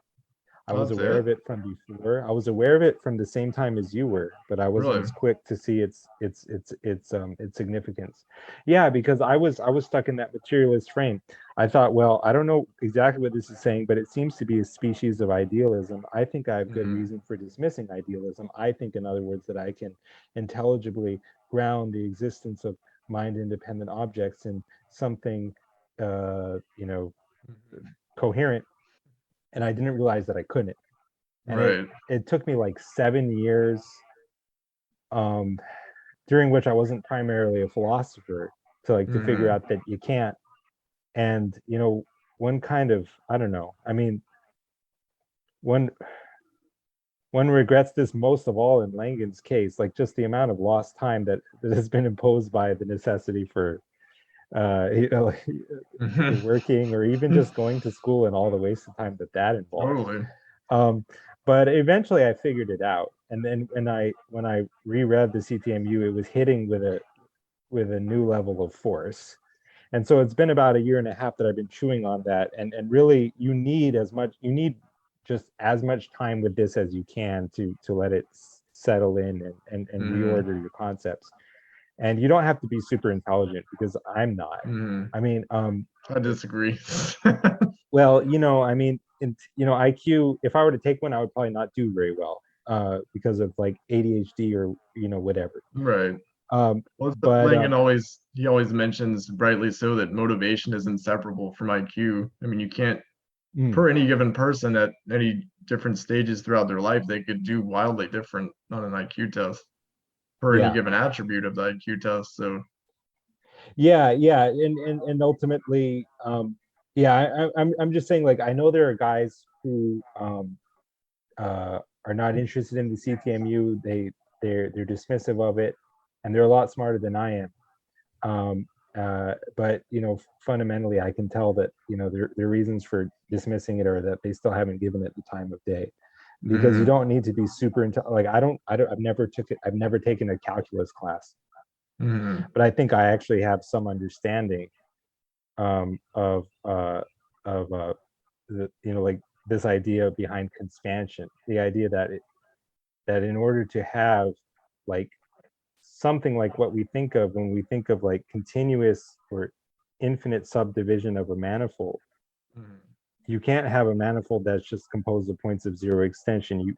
The process whereby the subdivision occurs must be a process whereby more manifold is continually generated. Like each instance of, you know, like zooming in on your phone with your fingers, it's like mhm. it would generate a new, um, like discretized manifold. That's an interesting. I think that's probably a better way to look at conspansion, because most people, it's easier to go with the whole paradox of something expanding into something unreal and using a sort of induction argument like that. But you're invoking hology. You're invoking, the point that since everything is connected, since the identity of God and everything within it is connected to one another, you're saying that, well, you can't have any gaps between anything because it's all connected. It's all enmeshed together like that. So that's almost the better way to look at conspansion versus, seeing the contradiction of expansion into nothing. I think that what we can both identify with each other on is like understanding the CTMU, but only from a very limited set of perspectives. Hmm. I understand some concepts from a limited set of perspectives where, like, if I ask a question like this, then I know what the answer is. Or if I ask this question, then I know what the answer is. And so like I understand it from like two or three different very limited perspectives. And Hmm. there's very big difference, unfortunately, between that and having a kind of omnidirectional or like 360 kind of Yeah. understanding of these concepts. And I think you have a much more kind of like, multi-perspectival understanding of these concepts. But like, you know, at the same time, it's like what we have is as far as we can infer, you know, much more A limited than the lot. There's a understanding lot that more. Langan is working with, Oh my right? God. I can't even imagine what that guy sees in his mind. Yeah, It's and really that we've been, you know, Leibniz comforted himself with the idea that this is the best of all possible worlds. But when you think of the waste of intellectual potential, um, not that his potential was not actualized, Langan's, but when you think about the amount of, you know, lost extra stuff that we could have had, you know, that seems to have been imposed by, I don't know, just capitalism, just the need to work. But you know, to hear Langan Mhm. tell it, it sounds like he at least feels that he has been opposed on more than one occasion by forces that are more than material or human. Right. I don't know. Maybe there is something it's to very that. possible. Yeah. I mean, I'm not going to rule it out. Let me put it like that. But yeah, we've got reams and reams of stuff from people like David Lewis, who kind of idiotically thought that every possible world is Oh, real, geez. not seeing that if some worlds are, then others aren't. And even if there was somehow an actualized infinity, which I already said I don't think you can have it, but if somehow there was an actualized infinity of possible / actual worlds, there would be, just in virtue of their existence, an even greater unactualized transfinity of worlds that are excluded. Because Right. if my computer is here, then it's not anywhere else, and nothing other than my computer is here. Exclusion is key to it's like the predication of some attribute. Right. It's like it's the constructive filtrative duality. Mhm. Um, Totally. and it's like we've got more than anyone could ever read or care to read from people like David Lewis, but from C.M. Langan we have what? We got five or Not six like enough. really neat kind of papers, right? Yeah. And Um, I completing the don't know if you metaformal. bought, I don't know if you bought the Chris Langan's major papers, the compendium one, but that's really good to have. That's really cool. Yeah, I did. I bought that too. It's really nice to read him in a format that's like not a blinking screen where, Hmm. that's just an expression because screens these days don't really tend to blink. But it's nice to read him in print. And that's kind of what's great about self-publishing, because like books that are actually like neat and good can be published now. Um, Yeah. because I don't care to read the stuff that's on the shelves at Barnes and Noble. But if someone has written a book that's actually taking Langan seriously and sort of dialoguing, but really updating, correcting, reproving the work of Wittgenstein, through the lens of Langan's work, that's interesting to me. But you can't Thank you. have that without self-publishing. Hmm. Yeah, well, it's just I guess it is what it is, all for the best and the best of all possible worlds. I mean, Um, I keep on the topic of books and his writings, I this was like what 5 years ago now. I believe he posted on Quora and a couple other places, and I know he mentioned it in an interview, but his book Design of a Universe or Design for a Universe, and it supposedly has it written. It's all already there and ready to be published, but I can't wrap my mind around the fact that he hasn't self-published it yet. hmm, It's one of those things. maybe he wants to make sure that it's up to his own standards. I don't know. Hmm. It's Wish he would get it out there because if he actually wrote something that the popular, like 115, 120 IQ can actually understand, that would be massive. That'd be insane. well, it's gonna take. I don't think it really should take that long for people to at least catch on to what's interesting about it. I think if I can do it, Hmm. many other people can do it, because there's many people, in academia and outside of it, who are just much, much smarter than I am. And so it really is the fact that, well, I don't know. I mean, maybe just if enough time passes and more of us, sort of catch sight of it and talk about it, in however uh, limited and inaccurate, um, uh, a way that we do, maybe eventually these ideas will percolate out. Um, uh, when I think of Langan, I think of Nietzsche.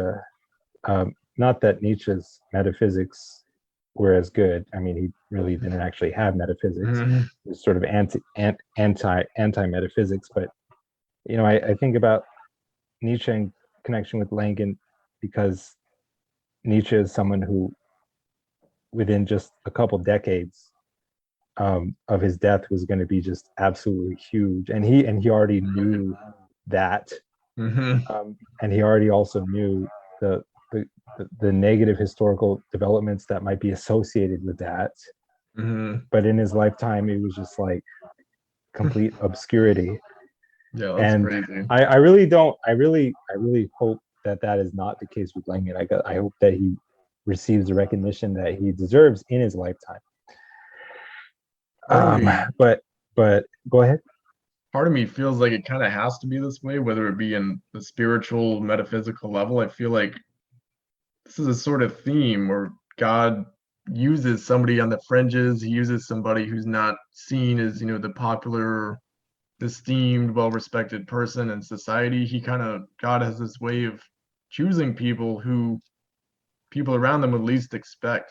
And so that's his way of showing that, hey, no matter how much power you guys think you have, no matter how much esteem or whatever else you guys think you have, I can still do this, and I can do it through the most everyday seeming person. Somebody who works as a ranch hand, bar bouncer. I can.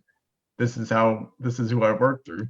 To an extent, but it's like when you look at him, he's so clearly like beyond human in his like just his manifest intelligence. Like I told you, it's like because when he was describing in the Errol Morris documentary, like how like the extreme size of his own head, like how many standard deviations above the mean it was, he said like that's almost the speciation level difference. Yeah. And it's like he is a different genus of Homo. He's like Homo synthepionicus or something, or species, Pretty I damn should say. close. Yeah.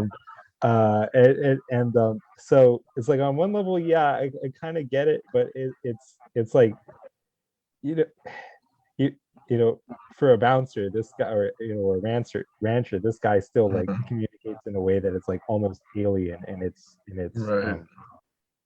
and it's And just the random fact that he lives in a place called Princeton, Missouri. It's Princeton, like I don't know Missouri. if knowing Langan, he didn't choose. He wasn't like, hey, let's go live in this place called Princeton because he hates stuff like that. He's not like Yeah, doesn't want to make himself seem like he's an academic or anything. But that's yeah, kind of one of those weird coincidences. And yeah. in the future, people are gonna look back on that to some extent and be like, wow, that's kind of cool. Yeah, I mean, there's also, what I sort of understand, sort of, is that people might be put off by his political opinions. Mm-hmm. But the reason why I qualify that is if someone has like political opinions with which you disagree, let's take the case of an actual Nazi. I'm not calling Langan a Nazi, but let's take the case of an actual Nazi, like Heidegger or Werner von Braun. Yeah. Um, that doesn't mean that what they did, like from an intellectual or technical standpoint, is is worthy of dismissal. Mm-hmm. It's really just as valid as far as it goes as if it was produced by someone with absolutely unimpeachable moral credentials. Mm-hmm. The And thing is, and I think that the line is kind of blurred in philosophy because people are able to say if it's a philosopher instead of like a mathematician or scientist, like people overlook the personal lives of mathematicians and scientists all the time. Like that doesn't even come into question because they're like, oh, this is a rational, precise, rigorous science. His personal life has nothing to do with it. But when you look at a philosopher, like, oh, well, these unrigorous thoughts must have been influenced somehow by his psychology. He must have imbued it with his own taint and whatever. And like, it's kind of startling how easily people are able to just pass off anything that's not rigorous math as contaminated by the person. well, they're just betraying the degree to which they themselves are not rigorous thinkers if they make that move. Mm-hmm. But I was going to say that I don't agree with all of Lincoln's like political and ethical opinions. As far as I'm concerned, the way to maximize utility is not by eugenics or the more negative sort of anti-dysgenics. And so I'll sort of share my intuitions about that. And like what that is like, maximizing utility. We think of that in terms of like various scenarios, trolley problem. There's a fat man on a bridge that overarches a railway, in classic trolley problem fashion, that the train on the tracks is barreling down toward a number of people who are tied down on the tracks, right? But if I push this fat man off the bridge, his girth and bulk will be such as to impede that train and stop it from running over all those people, right? So technically, it maximizes utility to push him off the bridge, and by sacrificing one life, I save 5 or whatever number that it is. And it's like, if I do that, then I violate Kant's, categorical imperative. Never to use people as means to ends, but always to treat them as ends in themselves. And the thing is, it does maximize utility in a short-term game. Kind of like how when you do the prisoner's dilemma, some level of betrayal is going to be game theoretically in your interest if the game is short. But I think that if the game is like truly forever, not that one would want to like have to be stuck at a computer playing the prisoner's dilemma forever.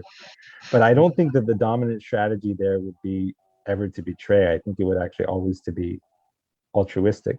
And similarly, like over the longest of time frames, it's like, and you truly can't predict what's going to happen in the future, because like one of those people who's tied down on the tracks might be Hitler, dun dun dun, and you can never predict what's going to happen, and the game is iterative over the longest of time frames.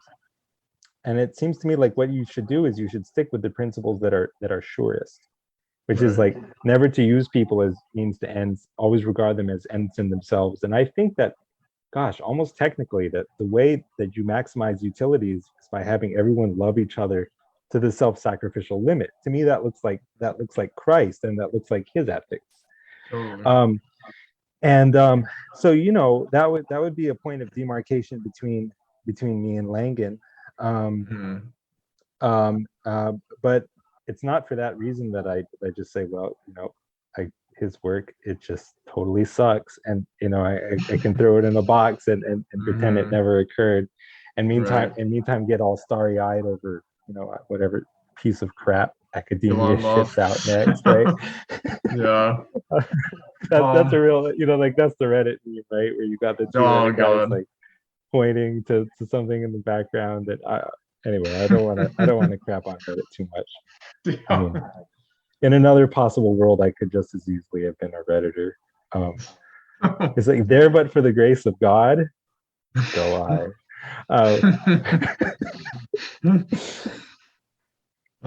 So when you're talking about the long-term strategy versus the short-term and the prisoner's dilemma thing, I think you're totally right about if it's infinite or bounded by people's existence, whether in this life or another one, like you're going to have a sort of tragedy of the commons, the spiritual tragedy of the commons, and that's essentially, you can equate that to evil. It's like these people aren't picking up their moral slack, so how are we going to motivate them to pick up their moral slack? And you're certainly not going to motivate them to pick up that slack by strapping devices to them, contraception devices. Like you're not going to. It's going to do the complete opposite. It's essentially creating a new elite, right? And you're like, oh, we can create this logical spiritual elite because we're enlightened now. But Langan should know better than that. He knows where that culminates. He knows exactly where that leads. And I think that's one of those emotional scars that he might have, where he feels the deep psychological need to control like that. You're exactly right. Well, I mean, the thing is, even as far as depopulation goes, there's two ways that one can bring it about. One is analogous to pushing the fat man off the bridge, and the other of which is just, I don't know, persuading him very cogently to jump off the bridge on his own. But one gets the sense that the sort of principalities and powers that are at work all around us right now and just feeding us all this propaganda in the media, that they have an agenda of depopulation. Totally. Now, are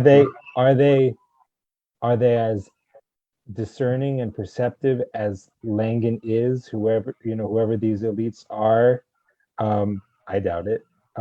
Do they have his moral fiber? Like, I don't know Langan's true moral or ethical character because I don't know him. There's the fact that he's not rich. Yeah, even from his actions alone, I remember I don't remember which interview. I think it was the Jermongo one again, but he he was asked what advice would he give to his younger self, before he created the CTMU, before he found it. And he said, not to choose Mammon, because he's extremely bright. Obviously, he could have become maybe 5 times wealthier than Bezos and Musk combined, like he easily could have done that, but Well, it's that's not. my point, is that if you got someone like him who could have just very easily showed up to Wall Street one day and then just never left, and it just, could have just been easily banking millions and millions each year. The fact that he didn't says something, like, and the significance of the fact that he isn't rich really has to be, factored in when you're trying to make some kind of moral judgment about him. So does he have, like, more moral fiber than, than the regnant elites do? I kind of incline toward yes, but then again, he hasn't been faced with their exact set of temptations. So I don't know. I'm really claiming agnosticism here. But ultimately, if the agenda is to, depopulate and to, I don't know, cull humanity in some sense and keep the best and weed out the rest. I think that, in their way, that's what our current overlords have planned for us too, unfortunately. And Yeah, that's not, it's like, what would Jesus do? He's like, that's not what Jesus would do. not even close. Um, and there was a, there was a point I was going to make. Oh, maximization of utility, getting rid of all the evil in the world. One way to do that is by getting rid of all the bad actors, right? Right. Another way to do that is to purge all the evil from bad actors. And of course that's very hard to do. It's easier said than done. But with God, Right. all things are possible, as the Hmm. good book says. There you go. Um, and um, uh, the the thing about evil is, like, as far as I can see, it must be true what Socrates says, that no one knowingly does evil. Because if someone knew for certain, just for example, Right. You can phrase it, if you phrase evil as something that is detrimental to reality and you're connected to reality and you wish to remain in reality, then yeah, it's out of self-preservation. Nobody would wish to do evil in that sense. yeah, and Langan is very, got almost frighteningly profound on those topics, Mm, especially when, because I don't know if I told you this, but I spent a lot of time studying near death experiences. really? When Langan talked about, how cutting yourself off from God is cutting yourself off from the highest level of your identity, and God literally cannot hear you, it put me in mind of those near death experiences that seem to be characterized by people, finding themselves in a void, and calling out for God or for someone, anyone, and not receiving an answer. And It's interesting. Like it's usually I hear about the positive, we always hear about the positive NDEs, but that's the negative ones. Yeah, that's something to think about for sure. it's about 10%, and they may be statistically underreported due to the tendency of, experiencers of these NDEs to keep them private, but Totally. something around 10%. And the interesting thing is that in the literature, there's no clear or obvious way that one can connect the the positivity or negativity of an NDE to a person's, apparent moral character. Hmm. So, NDEs, you got to take them with a grain of salt. They can't all be true. Hmm. But so that's a whole other topic. But what I was going to say was, um, yeah, when you talk about evil as incoherence, and, like, evil not being in one's ultimate self-interest. I mean, Right. just from the standpoint of, if you knew for sure that some course of action is going to land you in hell, would you do it? Right. I mean, only to the extent that you were insane. Mm-hmm. Um, Yeah, um, evil is irrationality. Yeah, it's right, and I tend to think that that if we're sustained in being long enough, we will all learn at least the error of our old ways. We will always be prone to new errors, just insofar as we mm-hmm. are not as enlightened as God. Right. Um, it's just like, again, like pushing is like, even just stopping that train from hitting the people tied up on the tracks, whether one pushes a hapless fat man onto the tracks in the process or not. There's stuff that you don't know. Hitler could be tied down on those tracks, right? And so like whoever doesn't have access to the God's eye point of view is almost by definition guaranteed not to be maximizing utility. They can only be operating on principles which, absent any other information, are like the best calculated to maximize utility as far as they can see. So it's like, it seems to me that sin is in some sense anything suboptimal, because all sin is good for someone's utility, even if it's only one's own and disastrous for everybody else. Right. Like that's the axiological bottom, and the top is whatever is truly maximal, for the interests of everyone involved. And it's interesting. I think that Buddhism actually has a lot of truth on this point, where it's attachment, because sin is ultimately like, if you were, say somebody's super attached to their billions of dollars, but then God tells them, he's like, hey, I can give you the exact same pleasure, obviously way better pleasure, but he persuades him. He says, I can give you the exact same pleasure that you feel when you spend your money, you own your money, you're walking to your mansion. I can give all of that to you. All you have to do is give it up. Just make the exchange, just give it up. And when somebody doesn't want to do that, they're attached to an object over its utility. And that's the definition of irrationality. You're attached to something over what it brings you. It's a compulsion almost.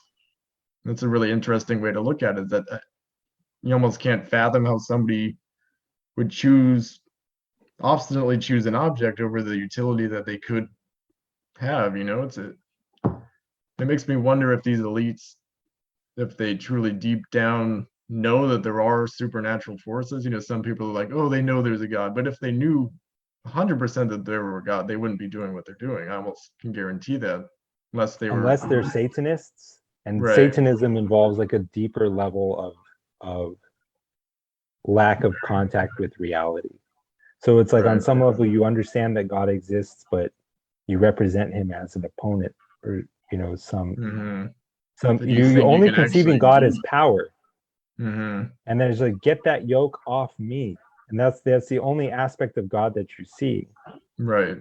But I'm Christian enough to conceive God as love, as it says in First John, that God is love. And on some level, I don't regard it as a coincidence at all that God is, like, at least traditionally understood to be the most blissful mind or consciousness, insofar as he is a consciousness and insofar as he's capable of emotions, because classical theism will, demur on those points. But I don't think it's a coincidence that he's like the most blissful and also the most loving. Like, because there's something about phenomenologically the experience of love which is intrinsically rewarding, and that if I love everyone, then I'm by definition happier than when I don't, just like Scrooge in A Christmas Carol. Or to bring it back to Buddhism, David Bentley Hart made the point, or he was quoting someone else who did, that the bodhisattva who chooses to delay his own enlightenment, his own liberation, in order first to effect the liberation of every other unenlightened soul, is already liberated by virtue of the compassionate love that motivates him to do that. That love is itself liberation, because it's liberation from self, as conceived at this limited egoic level. Like, I want this thing, I need this thing, and I don't see my true self in the other. There's something about Christianity which to me is deeply true. The idea of Christ's godhood consists in kenosis, that he doesn't consider his divinity something to be grasped, but rather sacrificed, in order to liberate everything else. And I really see God as vulnerable in the love that he bears us. I'm far from seeing him as impassible. I believe him as constantly co-suffering with us, just due to his constitutional position of being our father, of having created us. Completely. Yeah, he And could end it at any time. He could end everything and just go back to his state of, what is Langan term it? The multiplex unity, the MU form, that completely symmetric form. You don't have any evil, you don't have any rationality. It's just his own intrinsic structure is perfection. And he could return to that at any time, but he do you believe that? That's crazy. I never thought of it like that. I always thought that really something like this had to be the case, not specifically this, not necessarily us, but I always thought that, like, given the way that God's mind fractionates into secondary tellers, that it just necessarily results in something like this. And that God can't be like a completely blank canvas on, or else he would just be UBT simpliciter and not what he well, I actually mean, is. yeah, in meta time, but he can always go back. Like Langan always uses the term wipe. Like he could wipe Earth, or he could wipe a He certain, does and he certainly could do that, certainly doesn't do he? that. He could also clear the entire slate, but obviously there would still be stuff in the past in the manifold. He could not, but he in theory, I'm pretty sure he could actually wipe it all and go back. Now his impulse, his will is self-actualization. His will is to have more of himself. But if something were to get so horrible, like in theory, he could go back to that form and then restart. So this is a very, very interesting and profound question.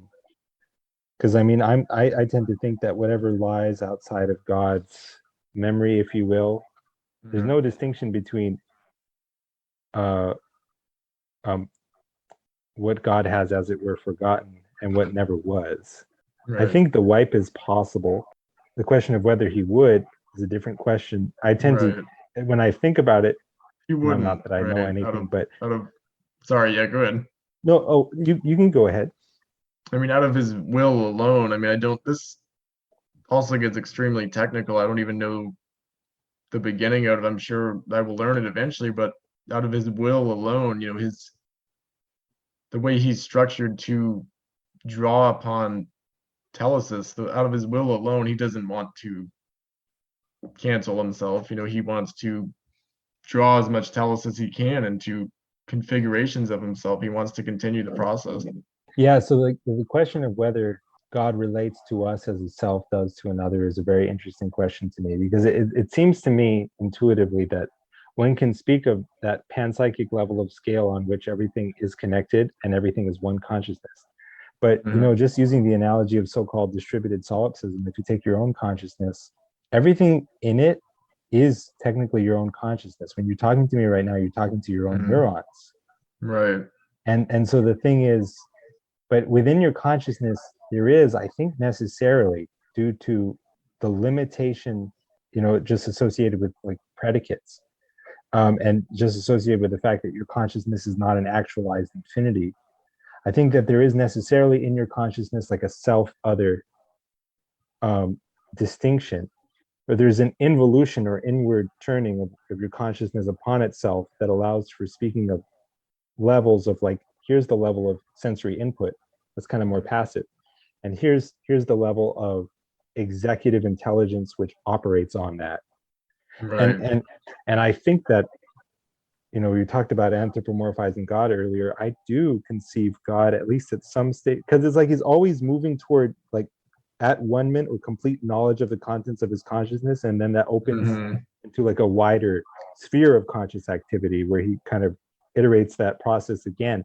But I think, like, during that time, like, meta process, I tend to think there are stages in which there is a self other differentiation between God and between us. He knows himself, like, because you have to try to You imagine, mean in terms of what he's perceiving, in terms of his own consciousness?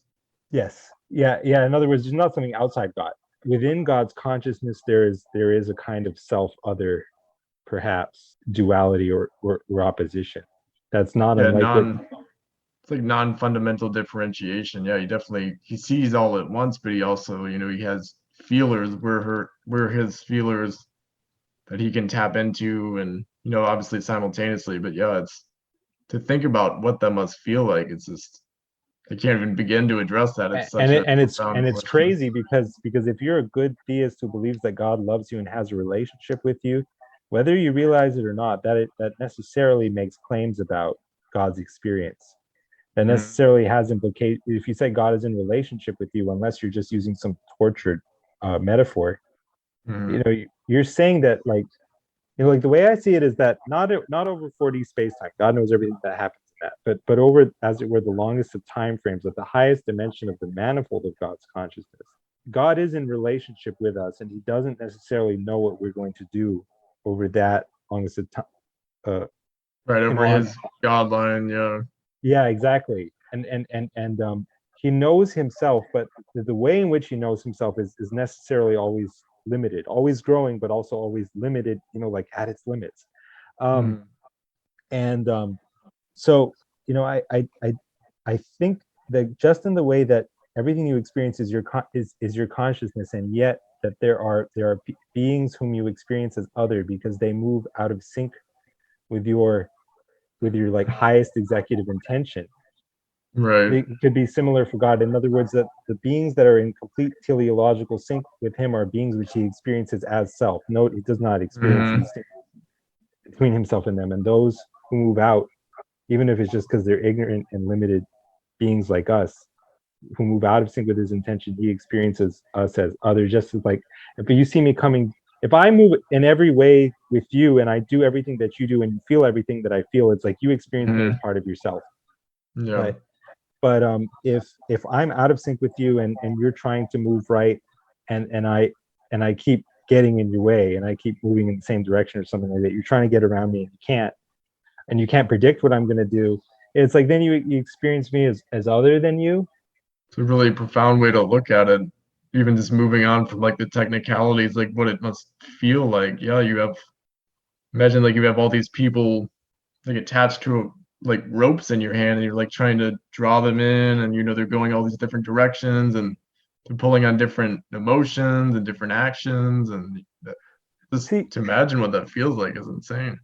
check this out, because to love somebody is really to represent them as part of your extended self. And I can no more hurt you that I can no more imagine hurting you than I can imagine cutting off my own arm, something like that. You feel that way toward your child or something like Right. that. And the thing is, God's position is such that everyone is part of His extended self. I tend to think that that's why He loves everyone. Right. But because He feels everything that He feels. It's not like in Calvinism where He can like just unconditionally elect half of them to Hmm. hell and then take a step back from that and enjoy the spectacle. Yeah, that's not Um, good. because uh, the God that to me seems to come out of the CTMU is a God that that feels everything that secondary tellers feel. Completely. Um, just like His knowledge is like an assemblage of all the perceptions of secondary tellers. It's like if you kill enough people or kill anyone, you often end up with some level of PTSD. And why is that? Mhm. There's something about like because mirror neurons. Like when I see what you're doing, part of me is simulating what you're doing. I'm internally simulating that action, and that's just how humans are. That's how we can so readily mimic each other. Mhm. But it's like I'm always already representing you in some sense as part of my extended self. And if I do violence to you, I do violence to myself. Right. Um, and like if you're integrated, then you understand that, and you refrain from violence. If you lack awareness, if like a bear, you have no theory of mind at all, and you just thoughtlessly Hmm. maul whatever it is that's in your way, Yeah. you don't necessarily refrain from it. But there's something there that I think and something nested within those considerations that hints at the as it were the logical necessity of why God is Hmm. love. But see, this is of course this is again getting into like the Langanian presumption of attempting a mathematical and scientific or logical description of God. Classical Hmm. theologians would just say you absolutely can't do that, and there's no reason Yeah. why God is love, or no reason that we can know. Right. Just the fact, like all this is bringing up the theological point of view of like, how does somebody reconcile the fact that God is supposedly external to us, like completely external, and he's just like maybe even just thinking of us, like, because if you have a raw theistic, no panentheism, no pantheism, just raw theism, or even deism, if you have that sort of view, you just maybe think that God is just thinking about you. He's not even reaching in and touching or feeling. He's just literally just abstracting humans. And like, how do they bridge that gap? How do you bridge the gap to where God is somehow love, but oh, he's just abstractly thinking about you, and then oh, when you die, he'll actually take you in, but when you're on Earth, he's not really connected to you. That's insane how they bridge that metaphysical gap there.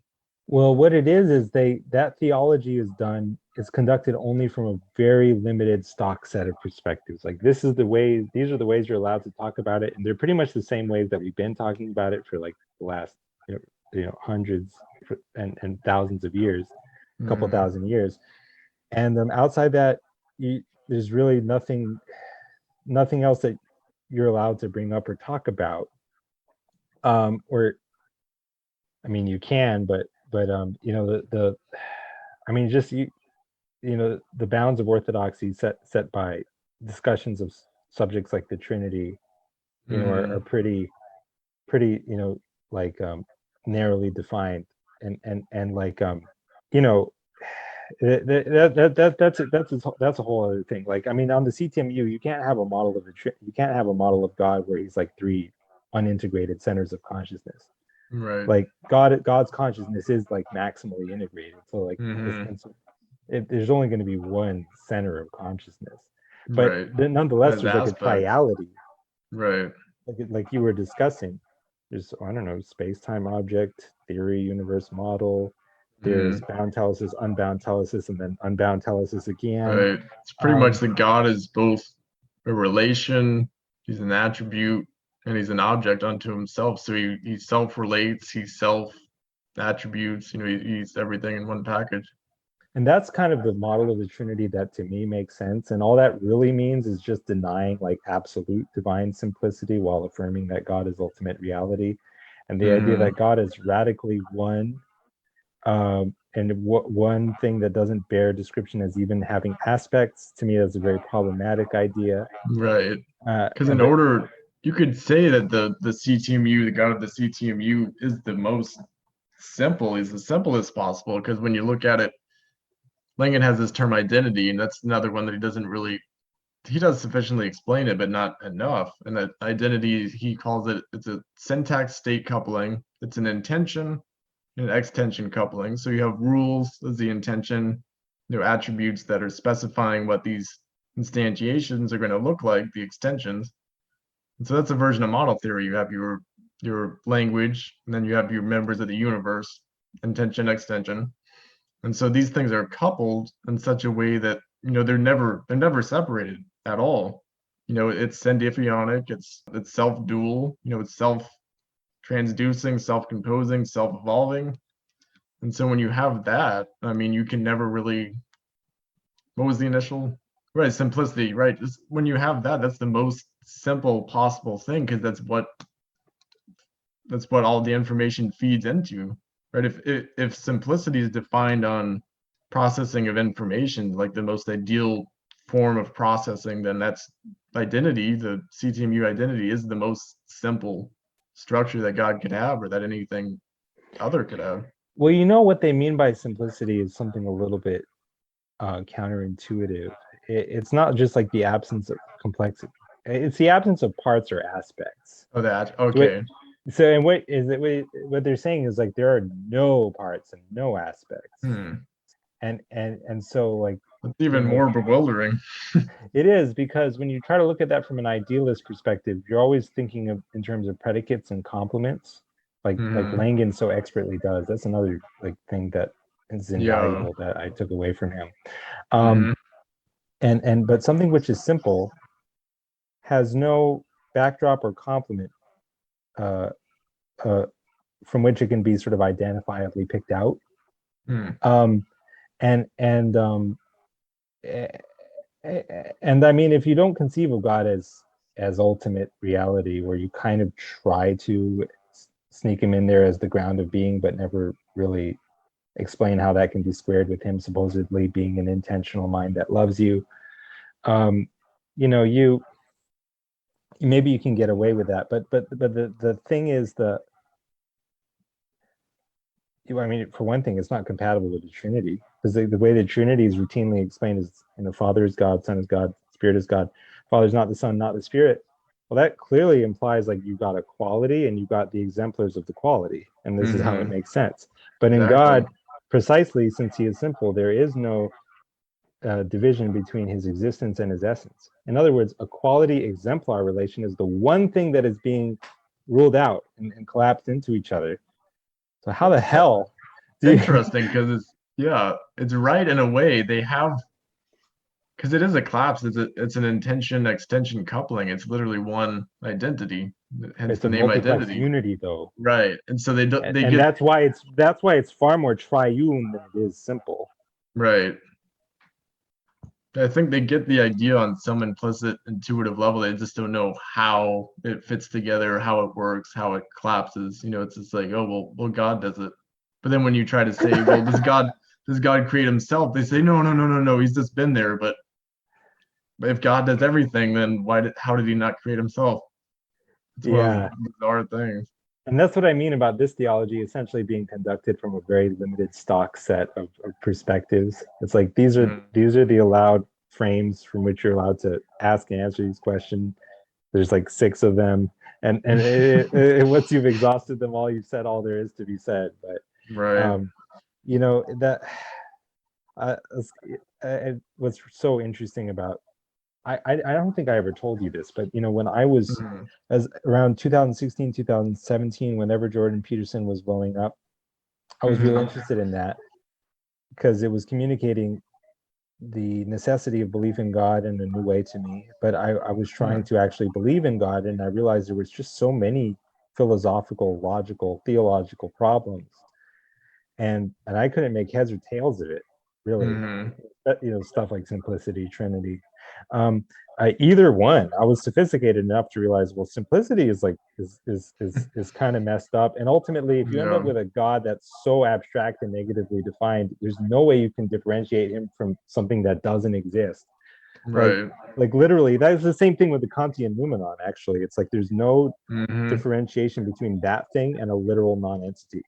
Um, and you know, obviously it's important to preserve the distinction between stuff that is and stuff that isn't, because otherwise you can't have anything. Anything. That's what the Right. CTMU is about.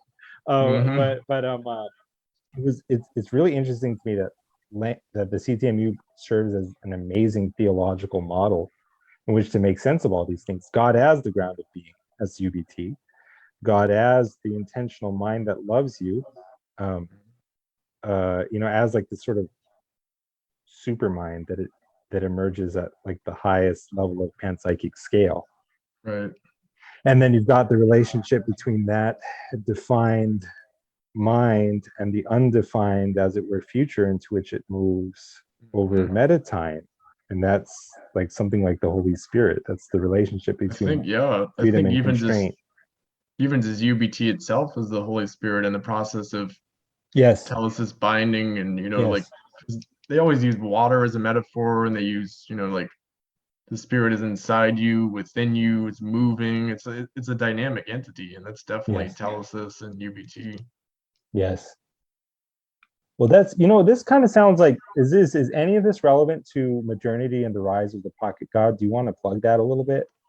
Yeah, I can. So pretty much the idea of that book is that it's comparing and contrasting ancient religious values, that's a pretty broad descriptor, but there's a big divergence in recent religious values. You have stuff like prosperity theology, little gods theology, all these things where it's like, this is where the title comes from. It's like somebody, they get this idea that, oh, I can just pull God out of my pocket, whenever I'm feeling bad, I can just treat him as a talismanic, like little carved statue where I can just pour my anxieties and fears out, and I can just, I can stroke them and I can get rich. And but they don't realize that God is the entire universe. He's not something within your psyche. He's obviously within you as a as a human, but he's not something solely generated by you.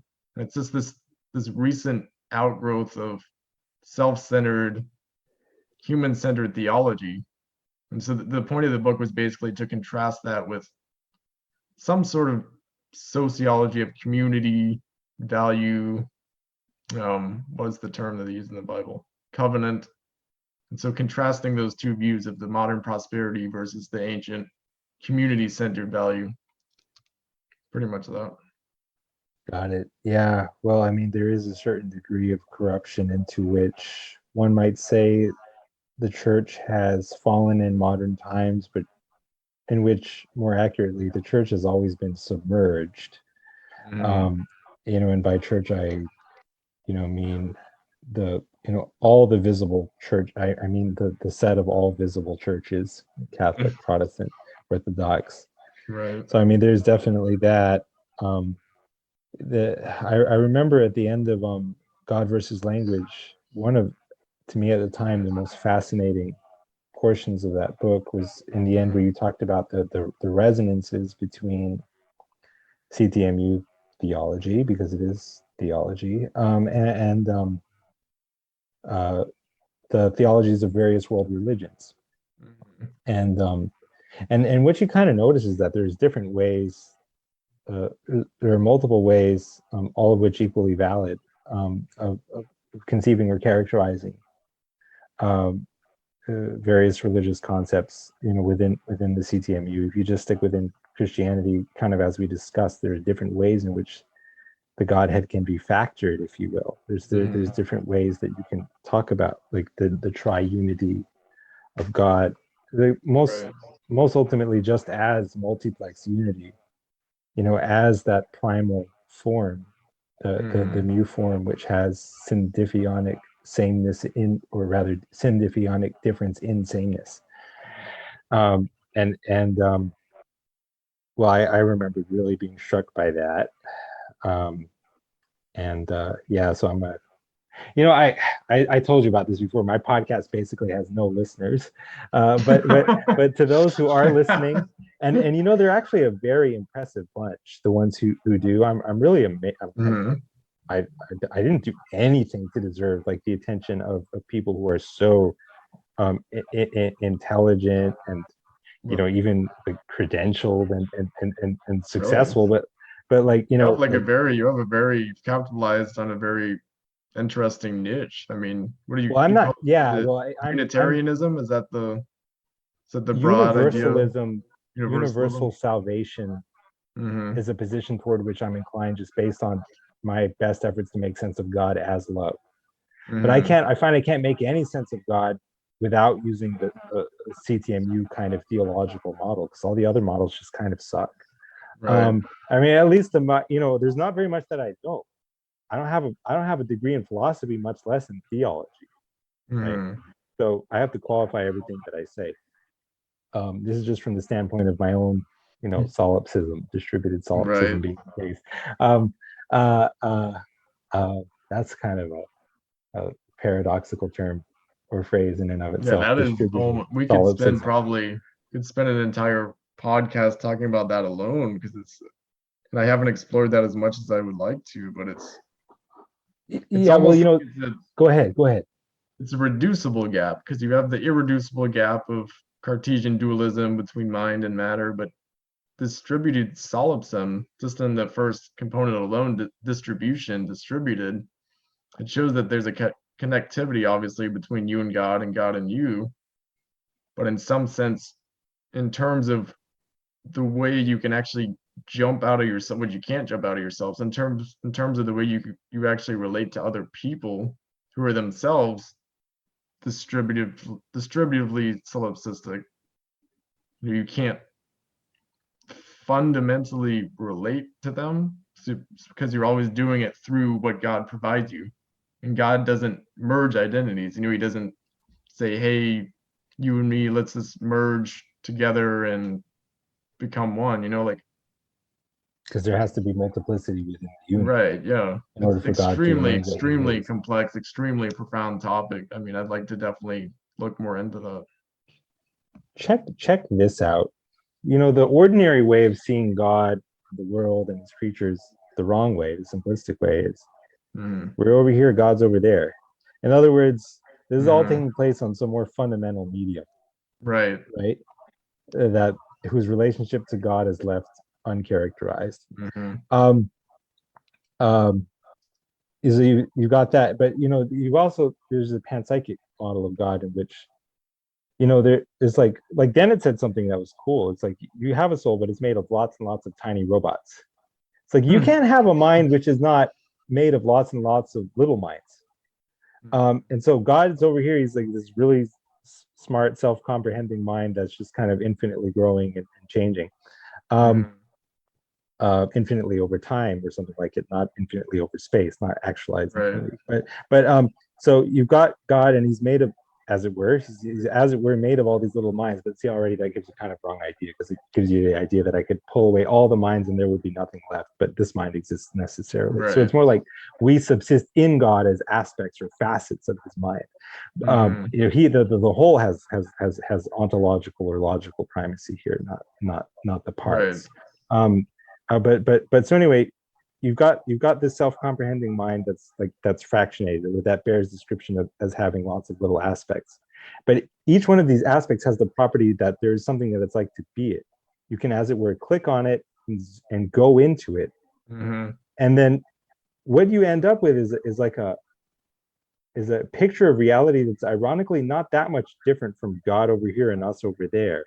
It's as if we're all existing in some larger space, because it's not as if, while God remains whole in one, there's nothing that it's like to be you as a kind of individuated and a small scale secondary teller. And so I've always thought that that's interesting. That kind of reminds me of how important it is to look at things computationally. And I wish Langan had published more about that metaphor, because if you look at things like when you said, oh, you have this entity that you can kind of zoom into, scope into, and go within it, that's what God is doing to all of us simultaneously by necessity. In terms of the distributed solipsism thing, like, we can't enter somebody else's infocognitive pore, or however you want to call it, that the circles, the IEDs. We can't enter that.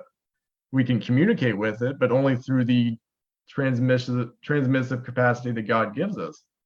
So we are always interacting with each other only through God's capacity. So we're not interacting through one another. We're interacting only through God, and that's the connection. That's the only connection that connects our infocognitive pores to one another. And so that's a really good way to look at it. That's crazy. It reminds me of what St. Paul said on Mars Hill. He said he was speaking of the unknown God, and how you guys have a monument to this God and that God, and even the unknown God. But in God, capital G, we live and move and have our being. That's exactly a very. But what I really like about the CTMU is that it allows one to dare to imagine in more logically rigorous fashion the way in which God is immanent and transcendent. As St. Augustine said, he's interior intimo meo, and yet also superior sumo meo, more inward than my inmost, or higher than my highest. And he's I mean, like, the thing is, ordinarily that seems to necessarily to belong to the realm of mystery and paradox, but the CTMU makes it actually much more apparent, not only how that can be, but how it must be.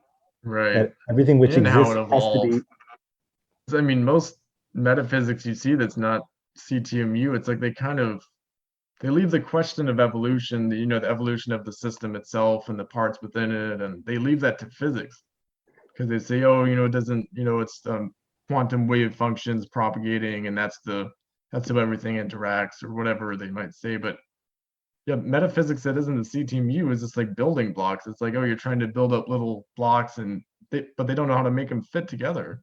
You might have a lot of logical structure, but you can't tell which way these two things interact and actually produce and sustain the world.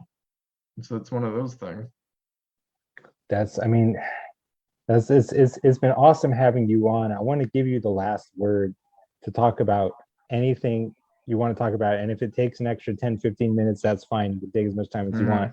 But I want to give you the last word to just say anything you might want to say. I know I already touched on logical induction. That's something I'd love to do like another episode solely on that because that's so exciting. I mean, this is something that I happened across. It's 3 or 4 months ago, probably back in the summer, like June and July, and I don't remember how exactly I got on the topic, but I was just I was thinking, how can I present something that's not deduction in a way that a mathematician will actually comprehend it and be like, oh, that's like, how do I present certainty to a mathematician? That's extremely, extremely difficult because if you don't have an axiom that's assumed, then they're going to kind of look at you and be like, well, what do I do with this? Like, what is this? I can't just take it on faith. So I was trying to find a way that is both incorporates certainty, but is also rigorous and can build up to a deductive system. So I was reading some Peirce, and then I was thinking about, I knew this system, whatever it was that used logical induction, I knew it had to be self-building.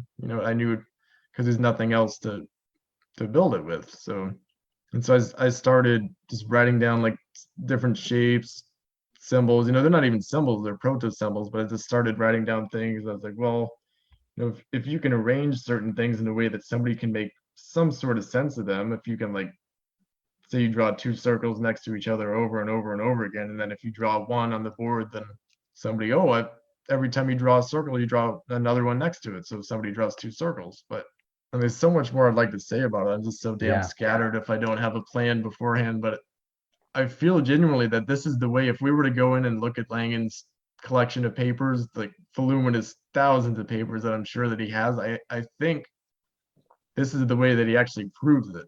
I think it's the way he bootstraps the system to prove everything beyond just the conceptual description. Like, I think this thing that I've happened across, I think I can literally, given a decade, I think I can prove everything that Langan has offered. And that's extremely exciting, but it's there's so much more to be developed with that. So, and let me add something to that, because I'm pretty sure this is what you mean, or it's not contrary to what you mean. That when we talk about proving what he says, we're always talking about proving from different vantage points, with different levels of rigor and different kinds of expectations associated. Because from certain vantage points, it's like it already is proved. And I think Langan would say as much too. And it's like, yes, from certain angles, when you ask the questions in certain ways, yes, it's already proved and settled. So what you're talking about is like looking at it from even more perspectives and showing like rigorously how it checks on even more levels of like asking and answering questions. And because like on some level, think about this, like existence is its own existence proof, in the sense that if nothingness existed necessarily, it would be here, but it's not. Something is here, but really what this something is a biconditional relationship between like something and nothing, bound telesis and unbound telesis, if you will, because something unaccompanied by any nothing, like pure determination, pure both x and not x, is just as much nothing as is neither x nor not x, nothing unaccompanied by any something. So it's like it's necessary from that vantage point. There's also the thing I said earlier about God is like, it's like he exists necessarily because if he were to come into being, then that would be an operation. In order for it to be real, it have to be occurring in some more fundamental or ultimate mind. So there's another way you can see it. There's Aquinas 5 ways. There's very interesting ways that Langan has talked about that are associated with like completeness, consistency, comprehensiveness, the attributes that are proper to an ultimate reality.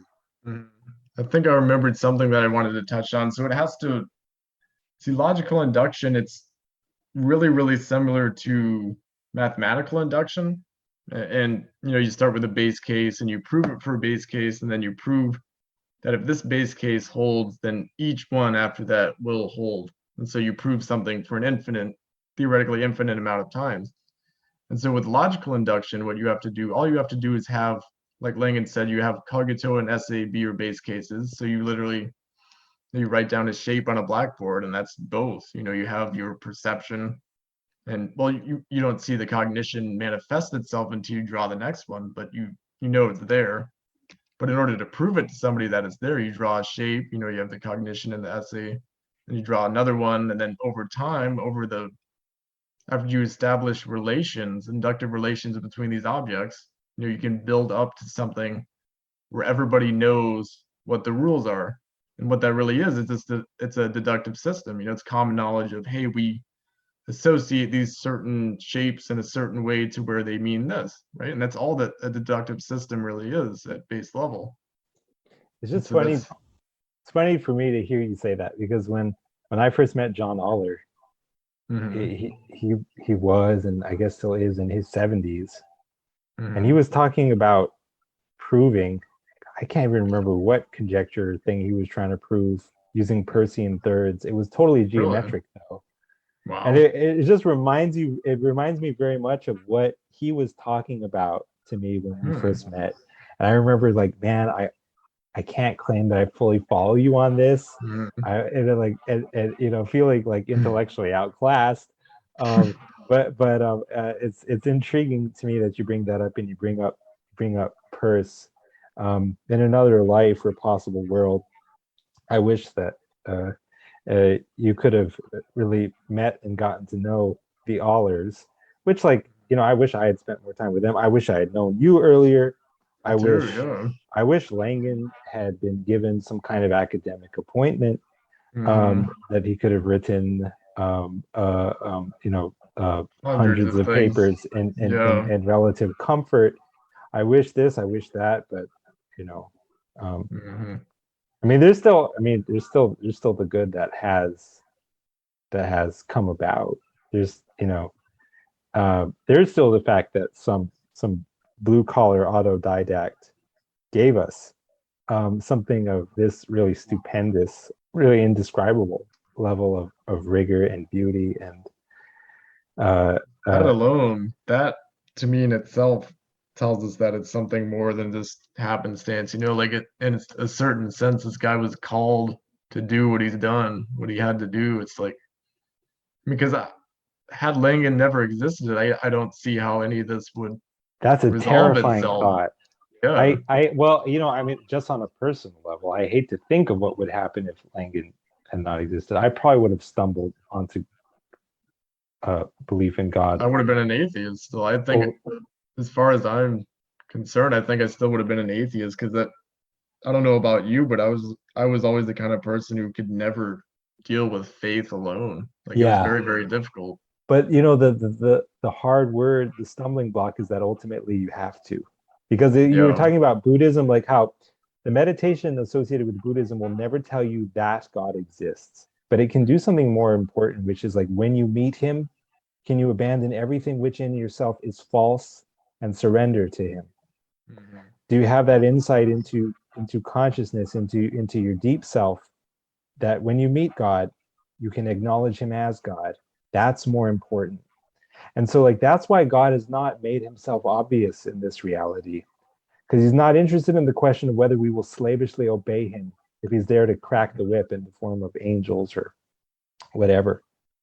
He's interested in whether or not we will behave selflessly, out of whether we will demonstrate love to the self-sacrificial limit, whether we will enact Christ when it's not in our immediate or obvious self-interest to do that. Because there's a way in which it's not ordinarily self-interested, and in order for it to be unselfish, it's like, it can't be obvious that God is watching everyone as like the divine panopticon. Mhm. And that's kind of like, for Langan and his, if you will, theodicy. I always wonder why it is that if if if God does not maximize utility through uh, uh, the maximal love of all by all, I wonder why he does not make his existence more apparent, so that people would would do what he wants them to do out of their own self-interest. To me, Right. that hiddenness is explicable only by God, being love in his essence, or I mean, it being I agree. yeah. Yeah, that's really, really deep. That's good. Well, we will have more conversations in the future, and I just thank you very Totally. much for your time. And Yeah.